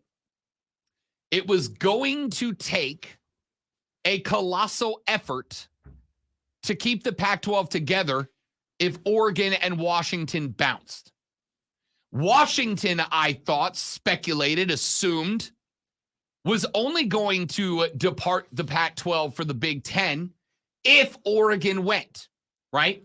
There wasn't a lot to show for Washington in moving over if they were going by themselves. And frankly, I don't know that the Big Ten would have accepted Washington by themselves. I'm thinking Oregon was, to use Thamel's word, the linchpin in that whole move. But if Oregon is indeed planning on staying in the Pac-12, the way that Pete Thamel is saying that they are, the Pac-12 has life.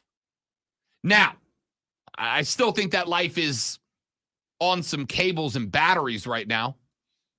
I still think that life is in a rough spot right now. I still think that life is desperate, is going to need some help. But I do think they have life. If the Pac-12 can keep Oregon and Washington happy, and again, as I said earlier in the week, Feinbaum echoed by sentiments later that same day, I'm not sure why, right? I'm not entirely sure why Washington and Oregon would stay in the Pac-12 if the best grant of rights agreement they had was you guys got to go door to door and sell Apple subscriptions in order to make the same money you would make going elsewhere. And I certainly don't know, with one exception, why Oregon and Washington would not go to the Big Ten. The one reason that I could see Oregon and Washington not go to the Big Ten, Lonzo, is because football programs, which in these athletic departments, let's be real, are the loudest voices in the room, right? Like the basketball program's going to have some say. Track and field's going to have some say. But at the end of the day, the football program is the loudest voice. The only thing I can come up with, though, is that the football program is going, yeah, listen, we understand that we would make a lot more money. And when I say the football program, I think in the case of Oregon, I probably largely mean Phil Knight. But the football program says, look, we know we stand to make a lot of money. We know we stand to be able to jump over and get paid a lot more by the Big Ten. But Lonzo, if they go to the Big Ten, the football schedule gets a lot harder, a lot quicker. Especially with USC and UCLA over there now. The Pac-12 is just not as talented of a conference. That's not to say it'll never get back up there, but it got a lot more difficult, right? If you know that the conference is going to stay together and you've just lost two of your best competitors, why not stay where you are? Because then you're in a situation that another conference, let's call it the ACC, has, where you can be one of the top dogs and you don't have to worry about anything else and probably have a better shot of making it into the playoffs. Oh, and for the record, Oregon is the top dog in the Pac-12 right now, right? The toppest of dogs. But there's one more thing. I mentioned Phil Knight a minute ago. Phil Knight's net worth, Lonzo, is $42.6 billion with a B. All right? $42 billion. Now, he's not in Elon Musk territory. He's not in Jeff Bezos territory. Both Bezos is like 153 mil. Elon's like 242 or something like that. B. You went with a B. Yeah, with a B. Yeah. Phil Knight's worth $42.6 billion. But again, I have told you guys the difference in a million versus a billion. And my favorite way to explain it is in seconds. 1 million seconds is 12 days. 1 billion seconds is 32 years. Okay? If you have $1 million and you can buy one more second of life for $1, you can add 12 days to your life. If you have $1 billion and you can buy time at $1 per second, you can live 32 more years. So what I'm saying here is Phil Knight could pay the difference himself between what the Pac-12 will offer with their new grant of rights and what the Big Ten will offer in their grant of rights. He could pay that himself, and he could pay it for 50 years. And it would be a percentage of his net worth, right? Like a low percentage of his net worth. So I do honestly wonder if that plays into it at all. Because we know the impact that a mega booster like a Phil Knight can make. We know how big T-Bone Higgins was back before he passed for Oklahoma State. We know what Phil Knight does. We know the sway he has on that campus. And so, because he's a Duck, does that push Oregon to stay? Phil doesn't want you to go. Phil wants you to stay. Phil wants you to win the Pac-12 championship for the next 50 years running. And he's just going to up the amount he gives to the booster club every year. He gives to the program every year. I don't know. I don't know how that works. I don't know if that works. I don't know if that is like at all the reason that it would work.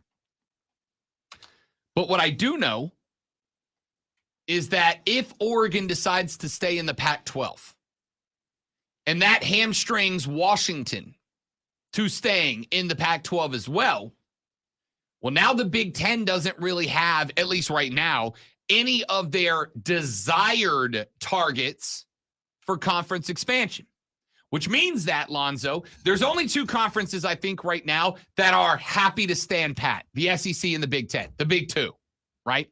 Those two are happy to stand pat. I think everybody else, the Pac-12, the Big 12, the ACC, have to be looking at growth. But if the two big conferences are happy to stand pat, there's no pressure on them to grow. Because the Big Ten growing would threaten the SEC. They'd have to grow and vice versa. If they both feel confident and comfortable to stand pat right now and don't put pressure on each other to grow, they're not going to grow. Now, how does that impact some of the schools we're talking about? Well, here's the thing. If Florida State and Clemson are going to either A, jump through the ridiculous legal hurdles that they would need to jump through in order to depart the ACC before 2036, they would likely, I assume, only do it for a landing spot in the Big Ten or the SEC. If neither one of those schools, neither one of those conferences at this moment in time have any pressing desire to immediately add those two schools because of, I don't think it's, the SEC and the Big Ten don't want Clemson or Florida State. I think it's the SEC and the Big Ten don't want the hassle that comes along with Clemson and Florida State. They don't want to deal with the hassle that comes along with exit fees, grant of right litigation, et cetera, et cetera, et cetera. And if that is the case, and neither one of them wants to put up with it, Clemson and Florida State don't really have a reason to push back against the ACC. So other than we just want more money. I get it's about money, but the Big Ten and the SEC don't need anybody else. If they decide they don't need anybody, they don't want anybody else to come in, they'll be fine. They will. The only reason, let's start with this. You are correct. It is about money. The only reason the Big Ten has to grow, Lonzo, is to keep up with the SEC if the SEC grows. The only reason the SEC has to grow right now is to keep up with the Big Ten if the Big Ten grows.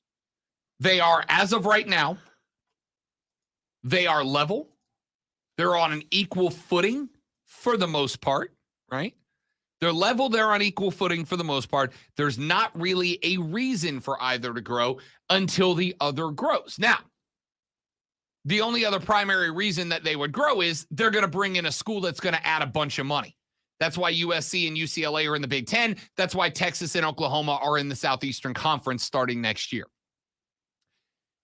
If Florida State and Clemson, if Florida State and or Clemson was not embroiled in the ACC situation right now, I do think that at that point, one of those two conferences would be making a push to grab one or both of them.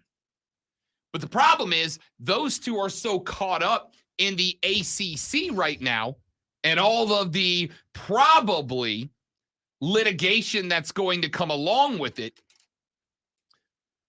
that they may not be ultimately valuable. They may not be able to put more into the coffers than they take out. And probably not for some time. So there's no need to jump. And outside of that, what schools remaining truly add value? I'm not talking about just a little bit. I'm talking about value that the SEC goes, this school gives us a leg up on the Big Ten, or vice versa. Notre Dame, Clemson, Florida State, Oregon, and then I guess the other schools out of the Pac-12 we talked about, Arizona, Arizona State, Utah. The hell was that? That was someone turning something up really loud in another studio. I heard that over me. Yeah. And that's a major feat. Is that Diesel? It's got to be, right? No, I bet that's in the server room. Our engineers occasionally like to get wild in there. Yeah, I think that's what it is. You know, our walls are supposedly soundproof. That is incorrect. It's maybe coming through the door. All right, so to finish this up, because we got to take a break, one more segment, then Chris Statlander at 11. Then we'll have some fun on the way out in the third hour. Florida State and Clemson absolutely add value. I think Miami adds value. I think North Carolina adds a little value, not as much as FSU or Clemson does. I know Notre Dame adds value. I think Arizona and Arizona State add some value. I think Utah adds some value. I know Oregon adds value. Oregon State adds some value. Washington State adds some value. And outside of that, that's pretty much it.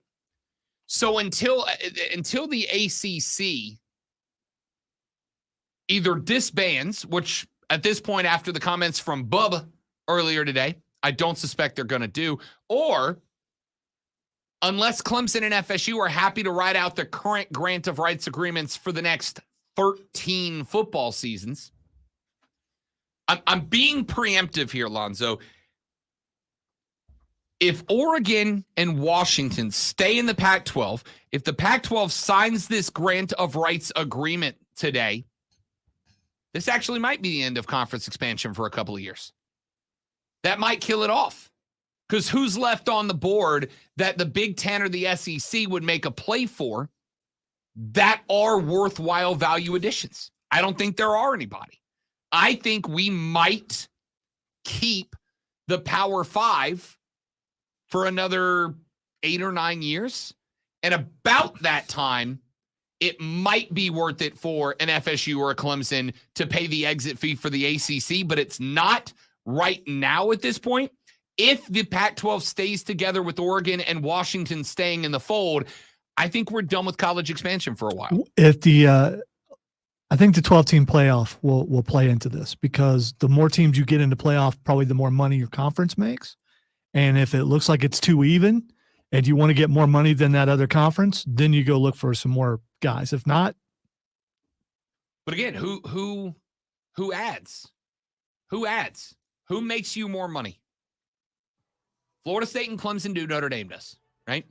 The only wild card in this whole thing is if Notre Dame one day realizes that they can get more from a conference, the Big Ten or the SEC or the ACC, but probably not. Is it if Notre Dame decides they can make more money from joining a conference than by staying independent on that NBC contract? Then Notre Dame jumps, at which case the other school would have to go acquire a couple of schools to make up for it. But if the Pac-12 keep Oregon and Washington, we might hit ourselves a 2, 3, 4, 5, 6 year lull where nothing happens. We'll see. Back after this on the Rob Brown Show on the Fan Upstate.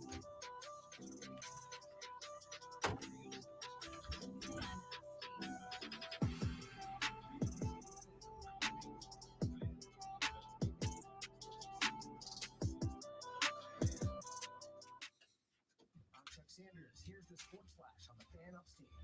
The NFL preseason officially got underway last night with a Hall of Fame game in Canton, Ohio. The Browns beat the Jets 21-14.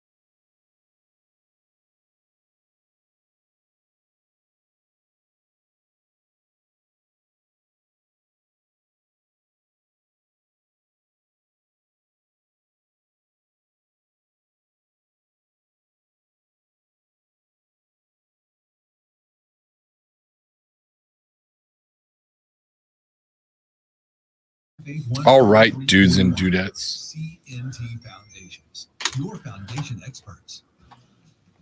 For the ones who work hard to ensure their crew can always go the extra mile, and the ones who get in early. So apparently Nate Diaz and Jake Paul's people were supposedly fighting and had to hold each other back.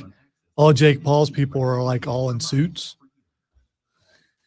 And all Diaz people look like they just came from the corner. Diaz just left in the middle of the press end. Yeah. Yeah. Just got up and left. He just kind of did Hilarious. he holds his hand up like Yeah. I don't know. Is If, the car here, bro? like, yeah. And then he walked out and got in the car. So that might have been actually what he was. Dude, is the Uber here? All right, I'm out.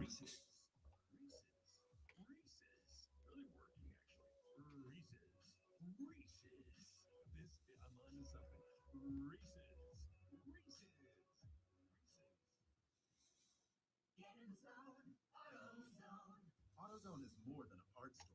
It's where we help you solve problems. Like, sorry, I'm late. My battery died. And I need a job again. At America's #1. Well, if things are at work the way that Rob says they're at work, and I kind of believe him to this degree. I still say Nate Diaz says screw it and knocks him out. I just and it I hope ends you're right. it ends the whole thing because it's Nate Diaz. He don't care. I hope you're right. And I think even if he was told, "Hey, you knock me out, you don't get paid a penny," I don't think he cares. I mean, if one of them is going to do it, I mean, if somebody's going to do that, it's Nate. That guy's a lunatic. He's whatever beyond a stoner is, which I don't know what the next level is. He's that next level. See, by and large, almost unanimously, stoners are not violent people. Like You- a stoner, I was not just- somebody who smokes pot. A stoner, because those are different things. Okay. All right. Like somebody who drinks and an alcoholic are different. Okay.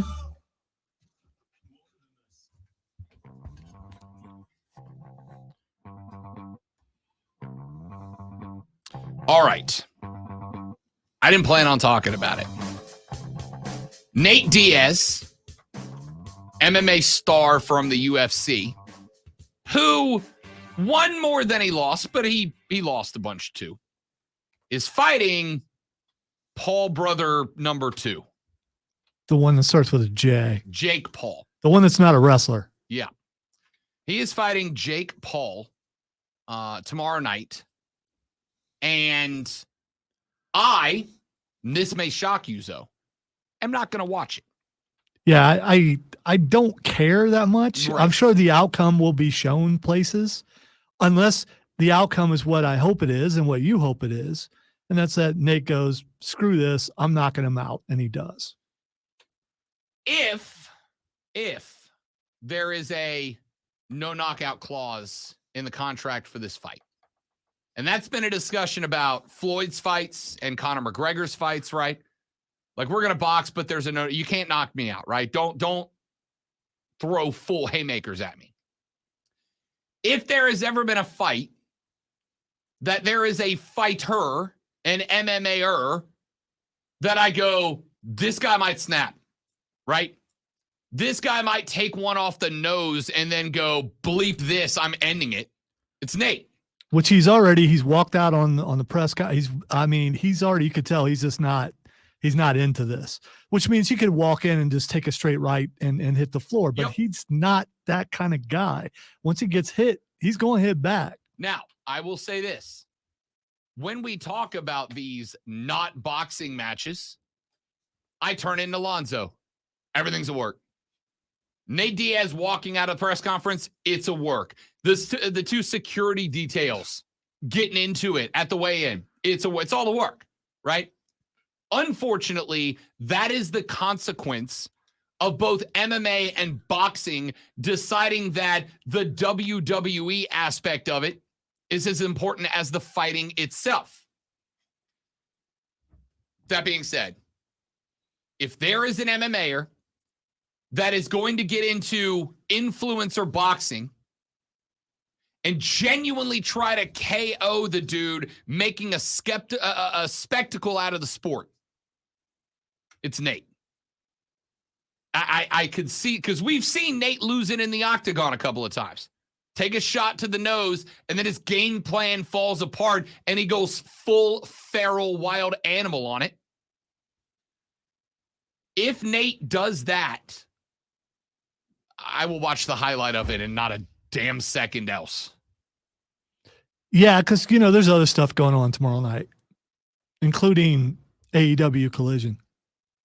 Right here at the Bon Score Wellness Arena in Greenville, South Carolina. I'll be there.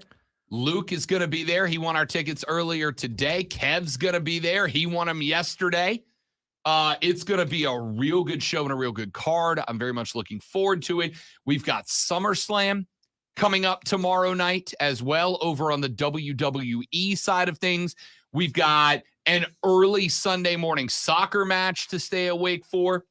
We got Braves Cubbies coming up this evening on the radio show or on the television. Looking forward to that. Speaking of, we will address the return of Max Fried coming up in the next hour of the show. As the Braves going up against maybe the hottest team in Major League Baseball right now, the Chicago Cubs? ? Yes, it's accurate, folks. So we'll talk about that coming up in a little while. It's going to be a wild final hour of the show, in part, ladies and gentlemen, because coming up next on the show, we will be joined by All Elite Wrestling superstar Chris Statlander. Chris Statlander going to join us next on the show. We'll talk about her journey up to and through All Elite Wrestling. We will talk about she took the streak away from Jade Cargill. We'll talk to her about what it was like to win that match and to carry the TBS championship into Greenville on Saturday. She'll take on Mercedes Martinez tomorrow night. Looking forward to that bout. Going to be a lot of fun. We'll talk to Chris Statlander when we come back on the Rob Brown Show. It's Rob, it's Alonzo, it's the Fan Upstate. All right, guys, we're going to be away for a couple minutes while we get Chris set up. Don't go anywhere. We'll be right back.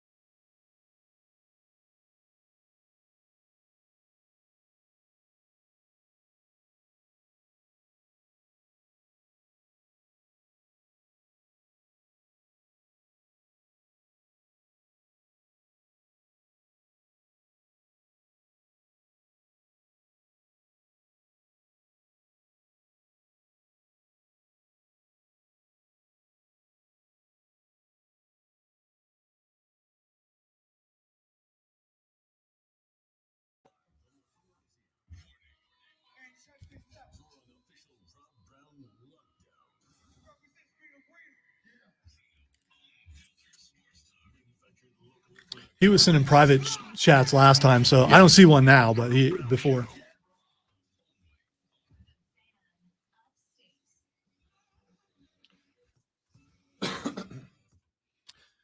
Away we go, ladies and gentlemen, with the third, the final, the best, the money hour of the Rob Brown Show. This is the Fan Upstate. Howdy, y'all. Welcome in. Glad to have you on a Friday afternoon streaming towards what is going to be an outstanding weekend. Friends, we are going to be not only keeping an eye on Team USA women's soccer in the World Cup knockout round, taking on Sweden at 5 a.m. We have also got Greenville Drive baseball taking place right here in the backyard, a doubleheader tonight. We'll check in with the Drive on Monday's show. But coming up tomorrow evening, live at the Bon Secours Wellness Arena, it is All Elite Wrestling Saturday Night Collision. Finally, have AEW in town, and we are now joined by All Elite Wrestling megastar, if you ask me, Miss Chris Statlander here on the show. How do you do, young lady? I'm doing great. Thank you. Of course. Thanks for taking a couple of minutes. I know that leading up to a show and being on the road, first off, let's start with AEW, based out of Jacksonville so long. I know you've been there for what, I think 4 years now. We've been watching AEW. Being out on the road, man, is it like, do you love it? Does it kind of start to wear on you a little bit? So coming back from such an extensive knee surgery for the second time, where both times I've had to take a lot of traveling time off and not be a part of it. I was like, the second I come back, put me on everything, let me be everywhere. And I'm very worn out. I've got a very, very busy month coming up. But I try to be at every single Dynamite, which also is every Rampage. And I've been traveling to almost every single Collision as well. So I'm pretty much gone like 5 days of the week. And, you know, it's a lot to handle. I have a very good support system at home, making sure that my animals are taken care of, that everything that I need to be done here at home is taken care of. And I always try and keep up with stuff myself, so I'm not just putting all my like at home chores on other people. But it's fun. I love being at work. I love everyone that I get to see. It's like my second family. All my friends are there. So yeah, it's worth it, but it's a lot. All right, we've seen some famous streaks in wrestling, and usually when someone ends a streak, they're hated. Mhm. I don't believe that you're hated for ending Jade Cargill's streak. I think it's a mix. I think there was a lot of support for me before I got injured the second time, for me to get a big moment like I did. And there was a lot of support just hoping for the best for me when I came back. And I was really fortunate that even throughout all my injuries, people still supported me no matter what. And I do think that there's a lot of, there's not a lot, but I do see a lot of criticism about how it went down. But you know what? You can't change the past. It is what it is. You know, I'm just here to do my job and to be the best that I can be. And that's just how it played out. That's how it worked out for me that day. And I apologize if anyone feels a certain way about it. But, you know, people can't go streaking forever, you know? Yeah, for sure. Talk to me a little bit about that, because I think, and Lonzo and I were talking before the show about some of the different wrestlers that we love within AEW, and the ones that I love are the ones that seem to be the most true to themselves, both as professional wrestlers and as people in and out.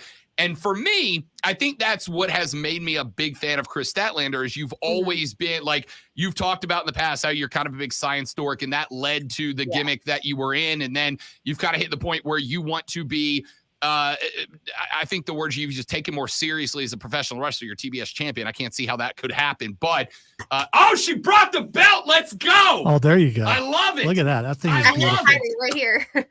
I mean, first off, I'm going to come back to what I was saying. Do you take that everywhere? You like going to the mall strapped? No, it's so heavy. I do bring it obviously to and from work with me, and traveling with this in my backpack, it hurts so much. But you know, I could probably just leave it at work and have them take care of it for me. But as the TBS champion, I feel like it's my responsibility to always have this and be responsible for it when I'm not just at work, but when I'm at home. And I also have some friends that have wanted to see it. I love it. I love it. All right. So to finish up the thought I was having there, Chris, like I loved the alien gimmick. I'm also a gigantic science dork. I love the planet tattoos that you rock. I think they're incredible. Can you talk to me a little bit how your personal life and how your real life shapes the wrestler that you are portraying for All Elite Wrestling and the evolution of that character since you've signed with AEW? I think that what you see is what you get. Pretty much, like there's not a whole lot of a difference of Chris backstage to Chris on screen, if that makes sense. I mean, it's different when you're in a wrestling match and, you know, you have to focus on winning, and you can't exactly just be a goofball the entire time, because I learned that doesn't really get me things like the title. I had to learn the hard way by always constantly losing the big one, always losing tournaments and all that stuff.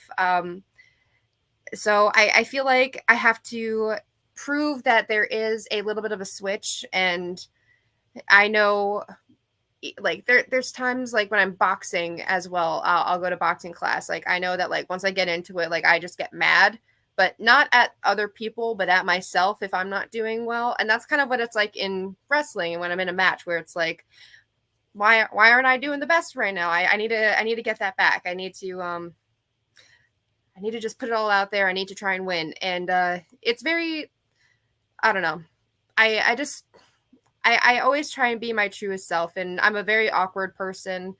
A lot of the times you can ask so many people that I'm awkward. I'm a goofy person. But I always like to try and bring like a positive energy as much as I can, because I don't like people being sad. I don't like me being sad. I don't like people being angry. I don't like fighting. I don't like drama. I just want people to have a good time and do what they love collectively as a group. All right, I'm glad you said all that, because I'm also an awkward person, and I have this weird question that I want to ask, and it's when you're hanging with the best friends, I have a theory that Sue's minivan smells like popcorn, and so I'm just curious, does it smell like popcorn? I wish it did. I love popcorn. I've only been in Sue's van like once or twice. I haven't gotten the luxury of getting driven to the ring in it, like, you know, Trent does, because that's his mom. So fair. But I was in it once and it did not smell like popcorn, but I wish it did. I love popcorn. Chris Sometimes Statlander. I'll just go to the movies just for popcorn. Yes, not Chris. I've done worse. I don't go to the movies. I will stop at a movie theater, go in, buy popcorn, and then take it home. Am I a psychopath? I mean, I always go and get a movie, or the movie theater that I go to, you have to like scan your movie ticket before like you get in the door, you scan your movie ticket, and then you go to the concessions and whatnot. So I have to see a movie, but like I'll just be like, I'm craving popcorn, let's go to the movies, or I'll just go by myself. I feel so much better about my decision making now. He's so excited. I really now. do. Yeah. I really do. I've been judged for that so many times, and I'm tired of it. Now I'm on Team Statlander. All right, I apologize. Okay, I'm sorry for judging No you need. for that. No need. We're talking to Chris Statlander from All Elite Wrestling, as All Elite Wrestling presenting Saturday Night Collision tomorrow night at the Bon Secours Wellness Arena. Chris, I wanted to talk to you also about this company, about AEW. I have been an AEW fan. I was in Jacksonville when this company launched. I was at the first Fight for the Fallen. I thought it was great, and I've watched the roster grow. But the thing that I've loved, and we actually earlier this week talked with Darby Allin, and I asked him the same question. I think the thing that makes me love AEW the most is that as a fan, we can tell that you guys have say over what's going to happen. The wrestlers have control over characters and storylines. It feels like a company that is as driven by the wrestlers as it is creative behind the scenes. A, do you feel like that is the case in AEW? And B, how important is it for you as a performer to have at least some say in the storylines that you were a part of? I say it's true on different levels for different people. Like, someone who's just getting brought in is not going to have the same power that someone who's been wrestling for 30 years has. And, you know, there's a respect level, of course, with, you know, you've been doing this forever. You obviously know what works, know what works for you.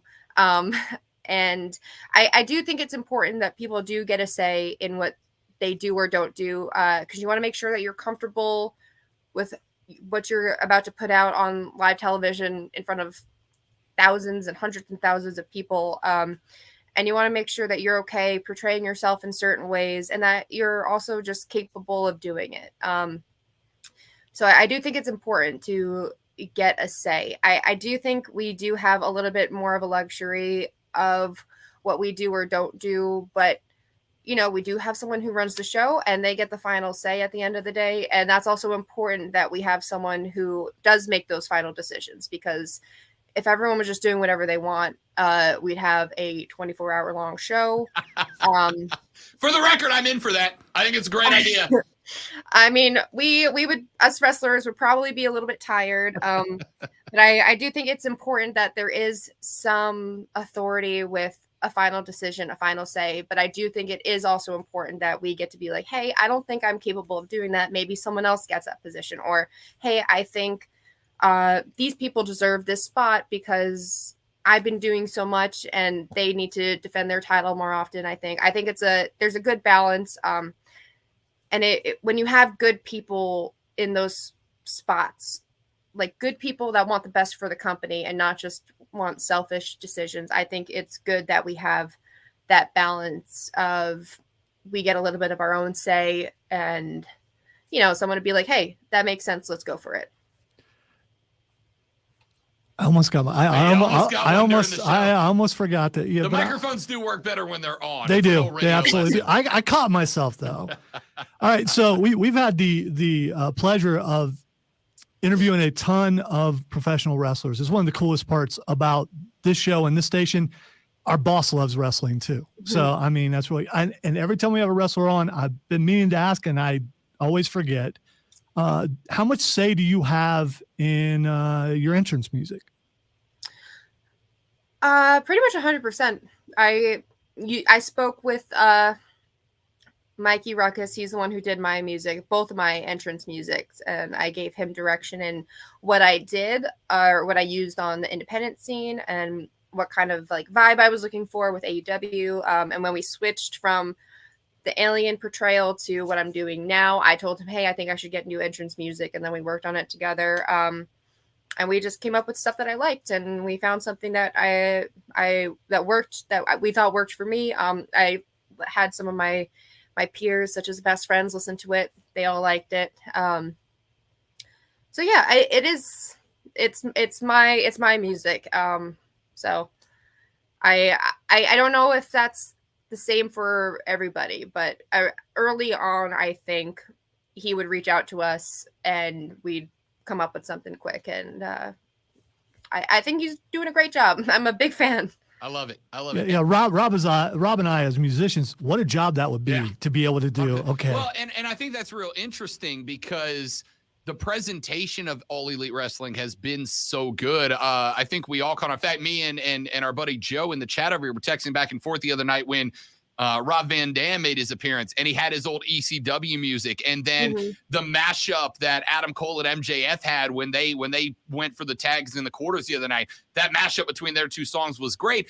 The back when he wasn't a terrible person and Jungle Boy was coming out to some OG music that Tony got the license for. To me, all of those things make a presentation for a show that isn't just captivating when somebody's holding a microphone in the ring or two guys or two gals are getting it, but there's always these little things that keep you turning back and checking in for what's happening. And to me anyway, Chris Statlander, like that is part of what I think has made All Elite Wrestling so captivating and on the upward trajectory that it still feels, I feel like it's on.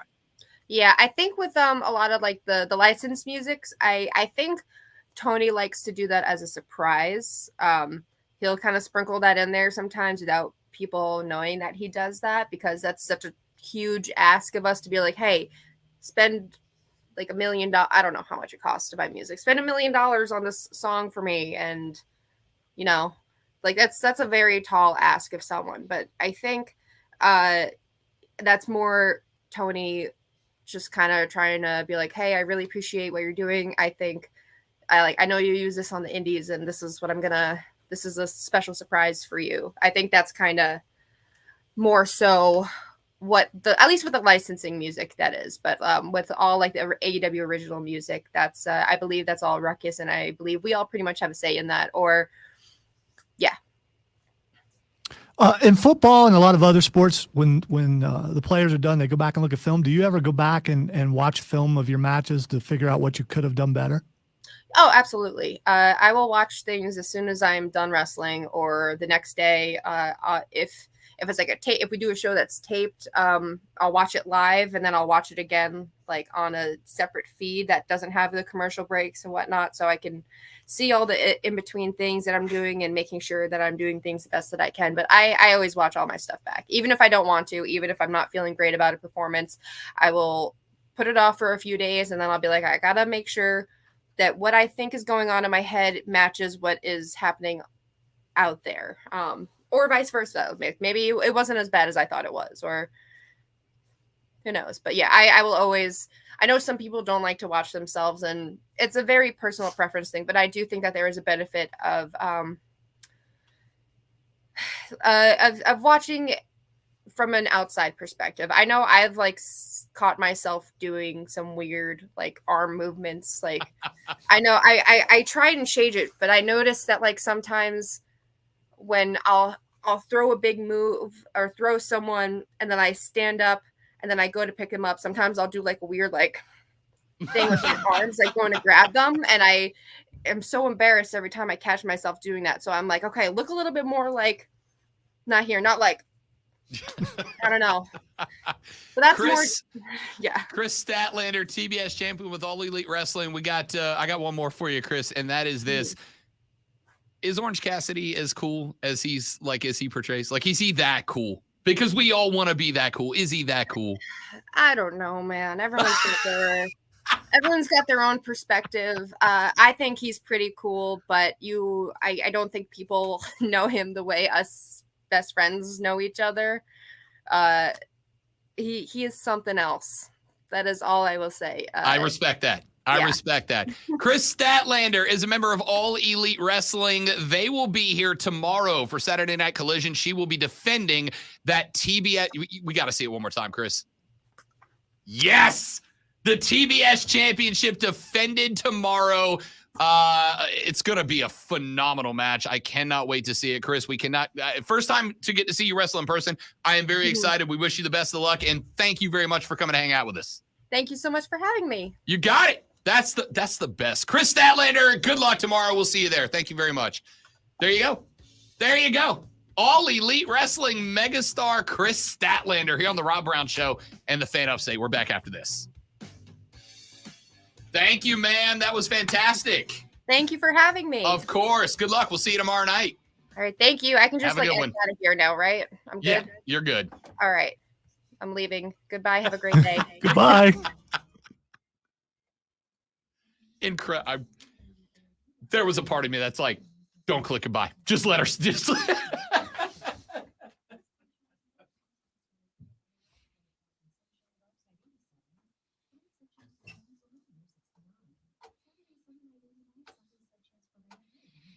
Yeah, I got to go too because I'm nervous talking to people things. So we'll be right back.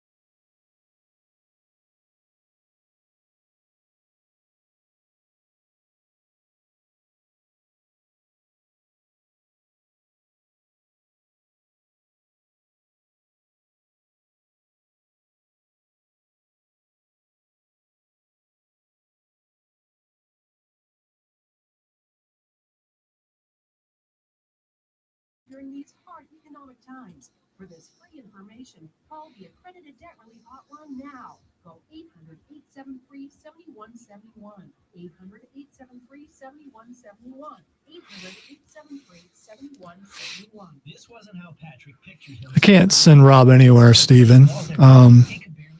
Hope you didn't do a thing again, but you probably did. Steven, you icon. You man amongst men. Dude, why you do that stuff? We appreciate it, but why you do Yes. that? You don't have to do that, but it's very, very appreciated.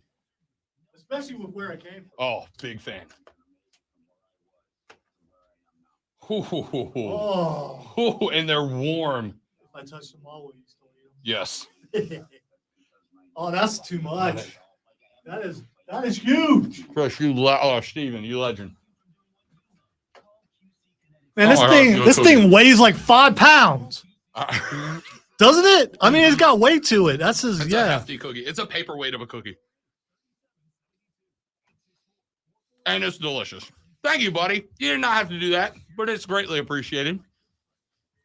You're awesome. Speaking of awesome, I enjoyed that interview. I just tell you, It always makes me nervous, but it is sad that she was more nervous than I was. She was. So You can tell. so that made me feel better. Keegan texted too. He's like, she's so nervous. So I was like, yeah. Hello, I can wrestle on TV in front of 250,000 people, but doing this little radio show on stream made her nervous. Fun. That just made me like her more, for the record. Stop your judging, Keegan.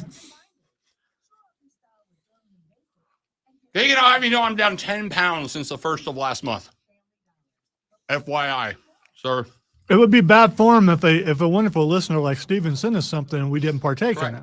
And for the record, I have had, and this is not exaggerating, Man, this thing's literally since Monday of this week, I had had nothing but grilled chicken breast, lettuce, and sushi.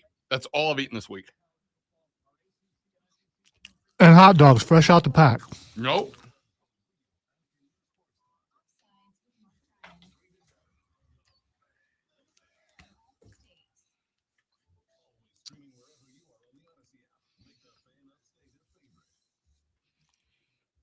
Hang on, I'm working on it. Had to take that last bite, didn't you? My Or guys- next bite, rather. My dude Steven sent us some cookies up here. And they are soft, warm, and delicious. And By the way- they weigh like 5 pounds apiece. Just so we're clear, hashtag team soft cookies. Soft cookies. Bacon and cookies should be soft. I stand on that. So you're saying if you had a crisp cookie with a good flavor, you'd turn it down? No. Just Okay. like I wouldn't turn down crispy bacon. Okay. I'm just saying, if you said, how do you want your cookie? The correct answer is, I want my cookie soft.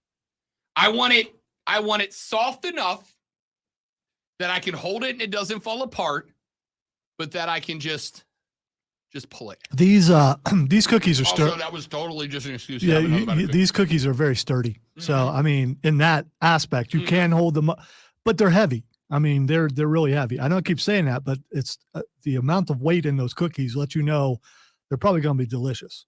I'm gonna have for cookie. The good so do. And so he's just doing so.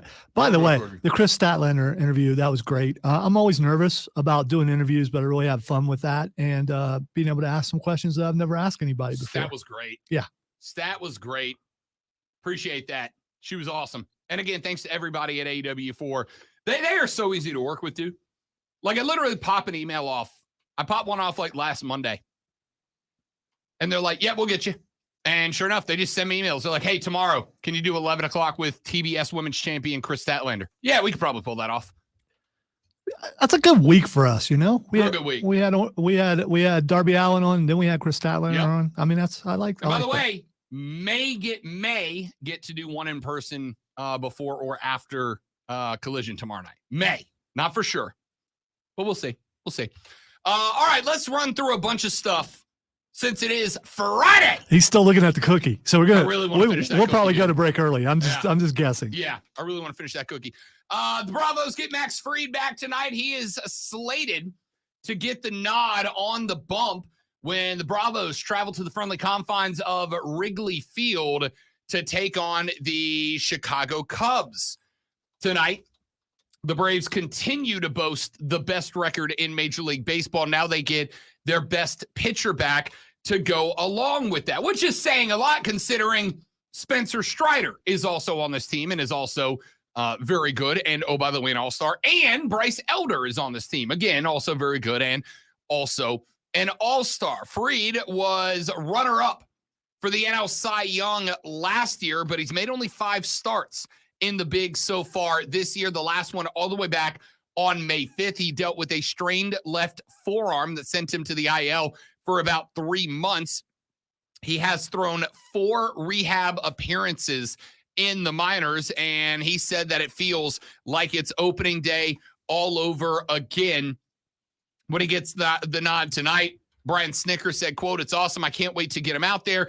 Fried now joins Strider and Bryce Elder as the probably number 1 in the rotation once they can reset the rotation. Of course, this is a very good when they're on front 3. Check this out. Spencer Strider is 12-3. Bryce Elder is 8-2. That's a real good starting 2. And now you add Max Fried. You're dealing with the injuries to Max Fried. Kyle Wright, Ian Anderson is done for the year as well. Wright led the majors with 21 wins last season, but he's only got 5 starts this year because of Wright's shoulder injuries. He has started throwing off the bump, but the best case scenario for best case is that he is available for the final month of the regular season, maybe just available for the playoffs. We will find out. So you get Fried, Strider, Elder, and Charlie Morton. Now, Morton is 10-9, but I'll also tell you that Charlie Morton's numbers don't represent him. He has been left out to dry with offenses that did not get it going, particularly coming out of the All-Star break where the Braves dropped, I think 3 out of the first 4 series back out of the All-Star break. So this is big, man. This is big. If the Braves can keep Max Fried healthy, this is a massive, massive get back. Lonzo, are you a fan of sports fans trolling other people? You mean other fans or players? I mean, other fans and, I don't know, hypothetically for no particular reason at all, head coaches of other teams? If it's adult on adult trolling, you're in. I'm okay with it. I think that's fair. Well, the University of Maryland's head football coach is a cat by the name of Mike Locksley. Now, the Gamecocks and their fans have kind of an interesting relationship. You mean like Robin of? Yes. Locksley? Okay. Yes. All right. They have kind of an interesting relationship with Mike Locksley and the University of Maryland because if you go back not too long ago, leading up to the 2022 recruiting cycle, there was a top linebacker by the name of Jayshawn Barham. Jayshawn Barham announced his intent to sign with the University of South Carolina. It was an absolute coup for Shane Beamer. They grabbed the nation's top linebacker. That was going to be a massive addition. He had been committed to the Gamecocks for a hot minute. And then, Lonzo, on National Signing Day, Jayshawn Barham walked out to the podium and he signed with the University of Maryland. And, oh, God, it got ugly. It got ugly real quick. There was a rumor out there that Shane Beamer, in fact, if I recall correctly, he said that he had received a call from someone in Maryland who said, "Hey, Shane, I got a lot of respect for you, so I'm just letting you know before he does it that this kid is flipping on you and he's signing with Maryland tomorrow." And then after that happened, Maryland's social media team posted a video of the recruit and his mom talking with Locksley after the signing.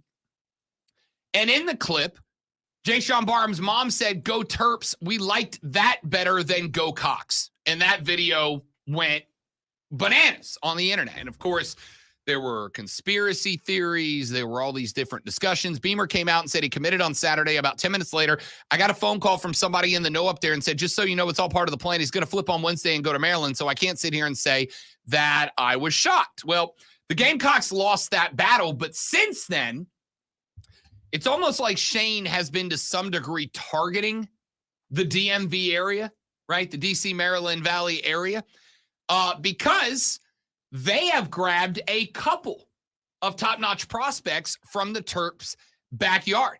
Nicholas Harbor came out of there, the 5-star freak athlete, a 6'5", 230-pound track star of a running back. And they went on to grab Dylan Stewart a few days ago. Dylan Stewart is a 5-star stud defensive end that was also being recruited by Ohio State. Right now, which is really, really interesting. Aside from the fact that Shane Beamer has pretty much turned the DMV area into a pipeline of recruits down to South Carolina, now the Gamecock fans have decided, oh yeah, funny joke, Maryland social media team. Funny joke. Now it's our turn. And it's been great. One fan decided to take it to a higher level. After getting Nicholas Harbor, after getting the signing of the new recruit, the defensive end, to come down in Dylan Stewart, a South Carolina fan sent a dozen donuts to the head coach of the University of Maryland, sent a dozen donuts up to Mike Locksley with a note attached to it that said, "Thank you for bleeping our head football coach, Shane Beamer, off. Nothing has paid off better than the little punk move you thought you were playing on him 2 years ago. Hopefully, the sweet taste of these miniature pearls of exquisite delicacy will help you overcome the bitter taste of getting your asses stomped continuously in your own backyard." End quote. I like it, Lonzo. I like it. Sent my dude a dozen donuts. Thanks for ticking off Beamer. And also, thanks for all the 4- and 5-star kids in your backyard. You know, I love all that and everything, but is that really a hotbed for football? I think I'm more concerned about the talent that you're bringing in. They have pulled a top 10 overall recruit out of that area in back-to-back years now. They got Harbor and they got Harbor and Dylan Stewart, both coming out of that area. Both of those guys are believed by the recruiting services to be program-changing type recruits. So I'd say I'd rather have a foot in that area than not at all at this point, right?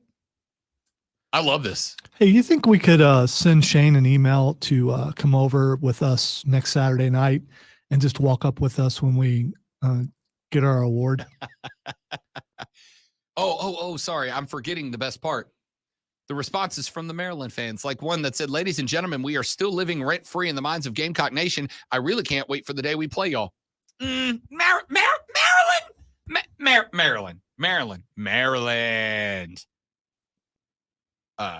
Relax, my dudes. Yeah, last time we checked, you're still Maryland. Another Terp supporter said, "South Carolina Gamecock fans are the worst, just nasty."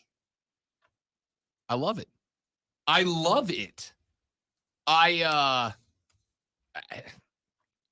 mean, look, if you're gonna own it, just own it, right? It's Maryland, man. Though, I mean, it's like the thing they say about low hanging fruit and easy. It's Maryland. It's college football. That's what we do. Yeah, but it's still what we do. It's Maryland. I mean, you know, you're going after Rutgers next. I mean, Vanderbilt after that. I mean, what are you doing here? If Rutgers starts putting up videos after having a garbage move like that take place, at least when I think of football and toughness, Rutgers sounds tougher than Maryland. Fear the turtle. They're from Jersey, huh? Yeah, Like, I mean, Jersey. you know, You got know a guy. You don't You want got a couple of dudes over here who like crab cakes, and then you got a couple of guys from Jersey. Huh? I feel like you know how that's going. By the way, did you? All right, so I saw this story like a couple of days ago. I had never heard this story before. Did you watch The Sopranos at all?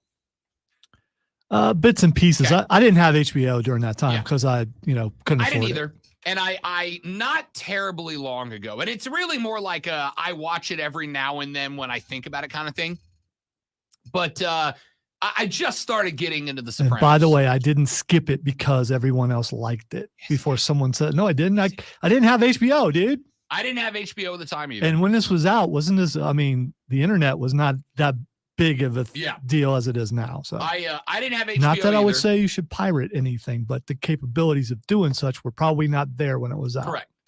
I didn't have it either, so I just started. And again, there's like 4 shows I'm just getting into. I'm just starting Justified, and I'm just starting to get into The Sopranos. And I started watching the Sopranos a little bit, and then like you do, especially when the TV show's old, as you watch episodes, I go back and I read stuff about the production and who was doing what at what time, and I found this story that the one of the showrunners for The Sopranos in its prime told about James Gandolfini, who played Tony Soprano. He passed away a number of years ago.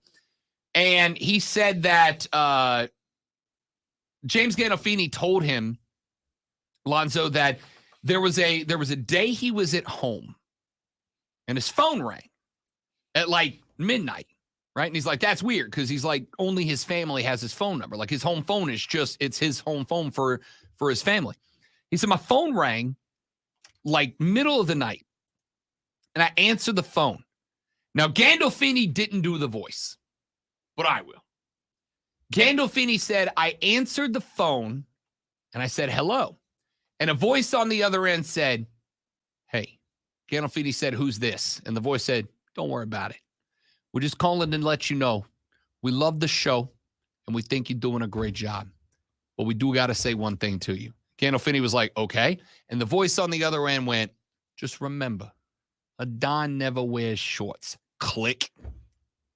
Because in the first handful of episodes, Gandolfini's character is like wearing khaki shorts and Bermuda shorts while he's doing all his mafia stuff. And so we got a phone call at 12 in the morning that said, we love what you're doing.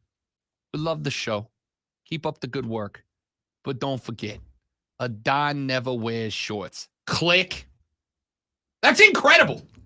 The mafia got James Gandolfini's private home phone number, called him to say good job, but don't wear shorts on TV, because a Don always dresses like a Don. I wonder, loved did he wear shorts going forward any?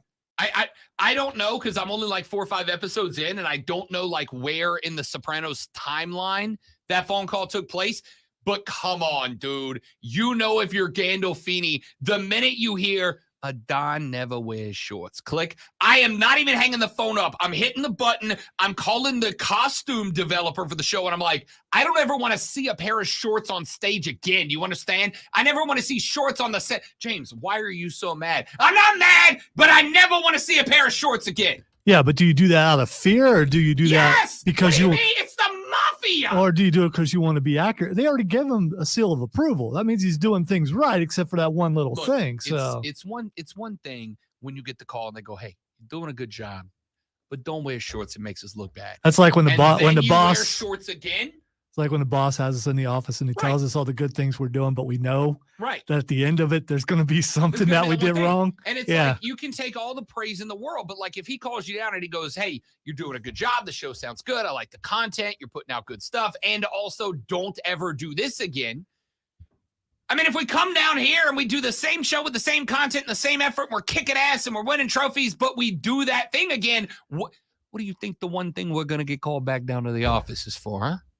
What do you think he's calling us for? Hey, you're doing everything I told you to do right. But it's unfortunate you did the one thing I told you not to do. You wore shorts. That's why I work in radio. We can wear shorts all the time. All the time. And at least one of us is right now. I don't know if you are or not, but I. Text said, when's the last time Marilyn was relevant? That's what's nasty. Yeah, I don't know, 95? It's exactly. The thing is, it's like picking on a little kid. I mean, it's Maryland. I mean, come on. Texas said, if Clemson joins the Big Ten, their nearest road game would be 2,000 miles away. Let me make abundantly clear to you that they don't care about that. Yeah, for the most part, I'm guessing, and that teams don't travel by bus anymore. Yeah. So why does that matter? Yeah, they don't care about that How- anymore. Since I don't fly and I don't know, but 2,000 miles in an airplane, how long does that take? Like a half 2 hour? hours. Okay. Well, You can. I think you can fly. Let's see. it takes me 10 hours to go back home to Ohio. So you're trying to buy car. So you're trying to say that you can't get there in like 45 minutes in You a plane. can fly nonstop. You can fly from LA to New York in 5.5 hours. Yeah, but he said That's nearest. the whole They're country. saying nearest. I understand. What I'm saying is to fly from LA to New York City is 5.5 hours. That means that there's no two further points I got you. Yeah, I see in what the you're saying. U.S. Yes. The longest plane ride you can do. In fact, let's do this just because I'm curious. Let's do Miami to I don't know, Seattle flight time. I can't think of two further apart points, right? Portland in the Pacific Northwest, Miami in the far southeastest of the Southeast. Those two, that flight's 6.5 hours. 6.5 hours. You can fly literally the furthest two cities away in the country. They don't care about that anymore, right? They don't care about that. Yeah, back in the day, it would have mattered if you had to take a train or a bus or something, but planes are so fast now. Yeah, I mean. Section said, what's that do for travel costs for the entire Clemson athletic department? What does that do? What it does is, if you join the Big Ten, it ups the amount of money coming into your program every year by about, I don't know, $50 million. All it means is you, dear IPTAY member, will have to fork out a little bit Not more. even. Not even. Let's put all the, what do you think the travel cost is, right? Because the hotels and all that stay in the same. That's all staying the same price. All you got to change is the amount of times and the length of planes you got to charter. The Big Ten, hypothetically, paying you another, I don't know, $50 million a year over the ACC 3 years from now. Do you not think that $50 million would cover up the cost of them planes? By the way, the mob voice keeps I creeping know, in. I It saw keeps I was creeping in. Stop it. That's why I said them their planes at the end. Let's take a break. We'll come back. We'll ask what the X is going on, and then we'll call it a day. It's Rob Lonzo and you on the Rob Brown Show. It is the Fan Upstate. It's like, will you stop talking so we can eat the rest of our cookie? What are you doing? That's why we went to break earlier. We didn't go to break early. We went to break late. We did. Yeah, we did. It's 43 and some change. That's late.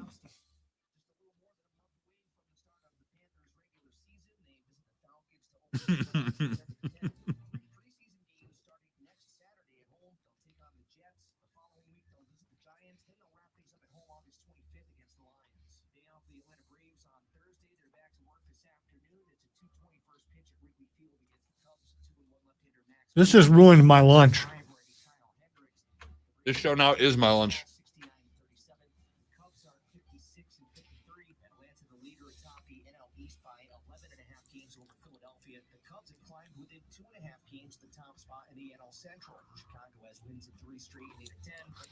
Rob will. I have a show to do. If I didn't have a show to do, I'd be there. But I can't miss my show 2 weeks in a row.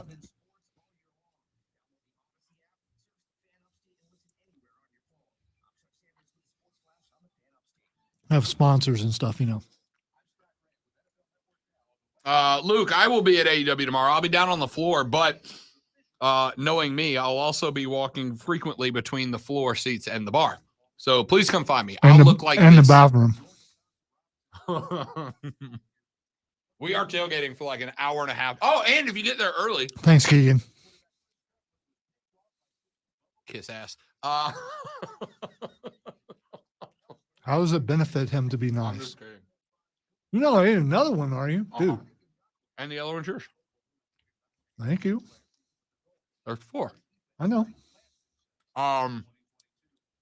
Luke, I will be there probably about 4:35, 4:40 in the main parking lot with Jack and Joey B tailgating. So come by early, man. Come by the tailgate.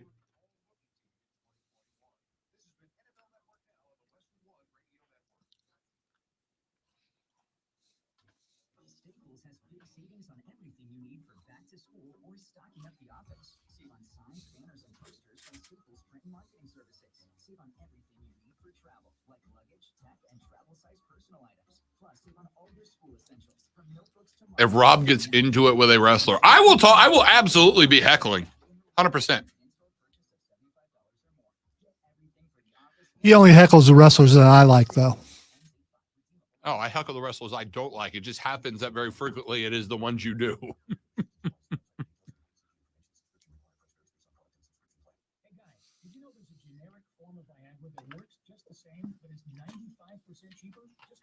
This is one of those things that this is the first time this has ever happened, Keegan. So I see why he wants to be there for sure and has to miss some other things. We are floor, Keegan. We are floor.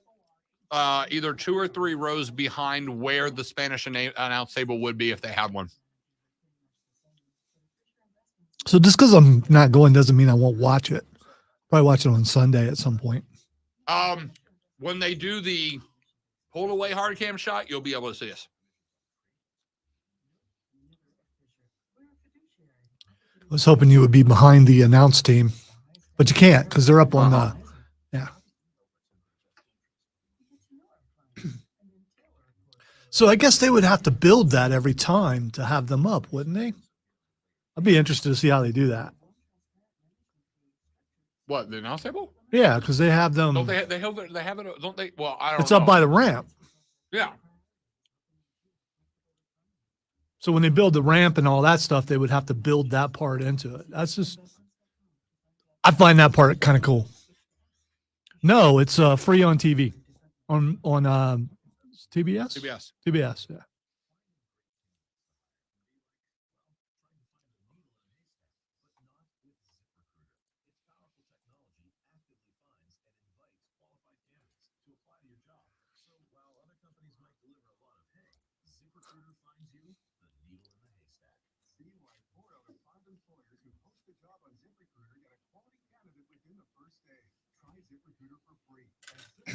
Probably gonna have a stomach ache the rest of the day, but it was worth it. It was a good It was a really good cookie.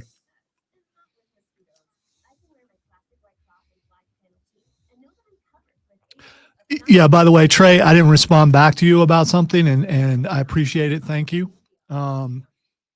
It's not that I'm trying to avoid you or anything. It's just, as I learned from training camp, my leg is really not in the kind of shape that it needs to be in to do the walking I'd have to do. I can't get into the doctor for a couple more weeks, so.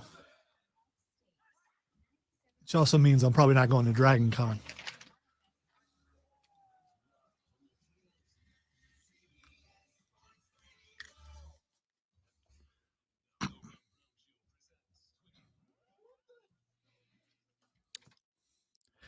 All right, it is time for me to ask Rob, what the X is going on? I think he just I really likes. wish the show would stop interrupting my cookies. I think he just likes me having to word it that way. I could have made the music longer, but you know. That's fine. That's great. I thought it was long enough. All right, the first thing that is Xing Yo. is DeMarcus Ware. So DeMarcus Ware last night at the Hall of Fame game, I did not see it, but I guess he sang the national anthem. He did. As a tribute to Demaryius Thomas, who was he the one that passed away? I think so. Either way. Thanks, Luke. I appreciate that. Luke on the stream just said that he would get his dad to let Lonzo borrow his rascal scooter to get around some of the events that Lonzo's worried about going to. I'm not having a leg problem, you know. I'm not going to complain about it, but I'm also not going to put myself in a position to make it worse. But that was funny. Out And of curiosity, is this thing trending by chance? I can't see what it is, All right. but Then I'm gonna make it. we don't trend we right don't now. do trends anymore. We do X's, yeah. Sorry, is that Xing?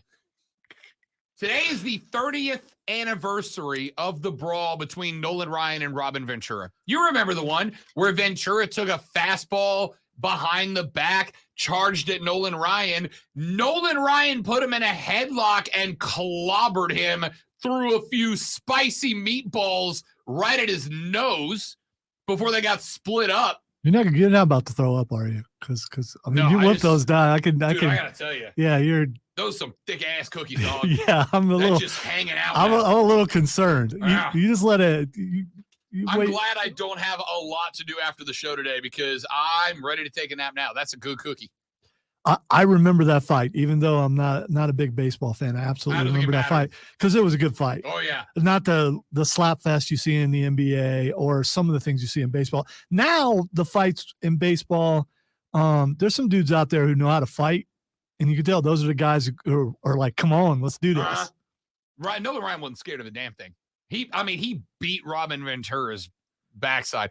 Hey, here's a fun thing. Somebody just went and compiled WWE wrestlers with the most losses in WWE history. Who do you think's number one? I will tell you that they are still an active wrestler, and I will tell you they're a first ballot Hall of Famer. Edge. No. The Miz, Okay, yeah, that makes sense. who's second, non-active Hall of Famer. Already in, Mr. Mayor. Oh, I was going to say Kane. I was Kane, going to say it yep. before you gave me the hint. Brooke and Brawler is third, Dolph Ziggler 4, Randy Orton 5, Big Show 6, Cody Rhodes 7th, Sheamus 8th, Kofi Kingston 9, Natalya 10, Jack Swagger, Triple H, Chris Jericho, Heath Slater, and Matt Hardy round out the top 15. It's a good list, though. It good really list. is. Probably the worst wrestler on there is the Brawler, but you know. Yeah, for sure. All right. The next thing it's X and Yo is Chris Jones Mr. Jones? Why is he trending? because he still hasn't signed yet. Yeah, that'll do it. Yeah. Yannick Ngozku signed, by the way. He signed with, it looks like, Yeah, but Chris Jones still hasn't signed yet. And I didn't put it up there because it's I'm looking at it right there on my X. All right, the last thing is trending, and it just popped up there, and I didn't click on it, but you know we don't get to say this name very often. Matt Rule is trending. Matt Rule is trending. I'm assuming that to some degree it's because Nebraska people keep seeing Matt Rule popping up in weird places around Nebraska and taking pictures with him. He's not like being intimate with a shark or anything, right? I mean, That was McElway. That was definitely Jim McElway. it was him for sure. I'm Yeah. standing by that forever. That was definitely Jim McElway. Ladies and gentlemen, thank you guys so much for hanging out. Thanks for being here all week. We very much appreciate it. We will be back on Monday. We'll give you a full breakdown of the weekend. If you are all in for All Elite Wrestling Saturday Night Collision at the Well, come by and see me. Come say hi. I'd love to see you. Triumph game on Saturday night, Star Wars night. Go see that. We'll be back here Monday to do it all over again, but better. Upstate Pulse. Oh, and the Upstate Pulse 7 to 9 on our sister station, WRD, hosted by the great one Lonzo and an Irish guy who's amazing to listen to. Back on Monday, the Rob Brown Show and the Fan Upstate. Later. Yeah. Texter says Lonzo sounds triple X when he says X. That's true. So That's true. by design, duh. Yeah. How else can you say X without it sounding that way? I just don't. Yeah, it's. Cool. I don't know how you can eat two in a row. I really don't. With my hands. Well, obviously, in your mouth and Mhm. you know, and you know, your stomach and all that stuff. Yeah. David, thank you again, buddy. Thanks, Steven. Very much appreciated. Everybody else? Wait a minute. What? The last bite was just a chocolate chip this big. Hang on. I'm coming back. In theory, and yeah, he's coming back. He says. All right. We're good. Thank you guys I was very say much. we're not on the air. I don't have to cover for you now. You No. can pause as long as Yeah. you want. Well, have a good weekend. See some of y'all at AEW. If he survives the two cookies, I mean, you know. Well, I'm going to take a nap. That is now an established fact. We'll see y'all Monday. Have a good one. Bye. You ain't going.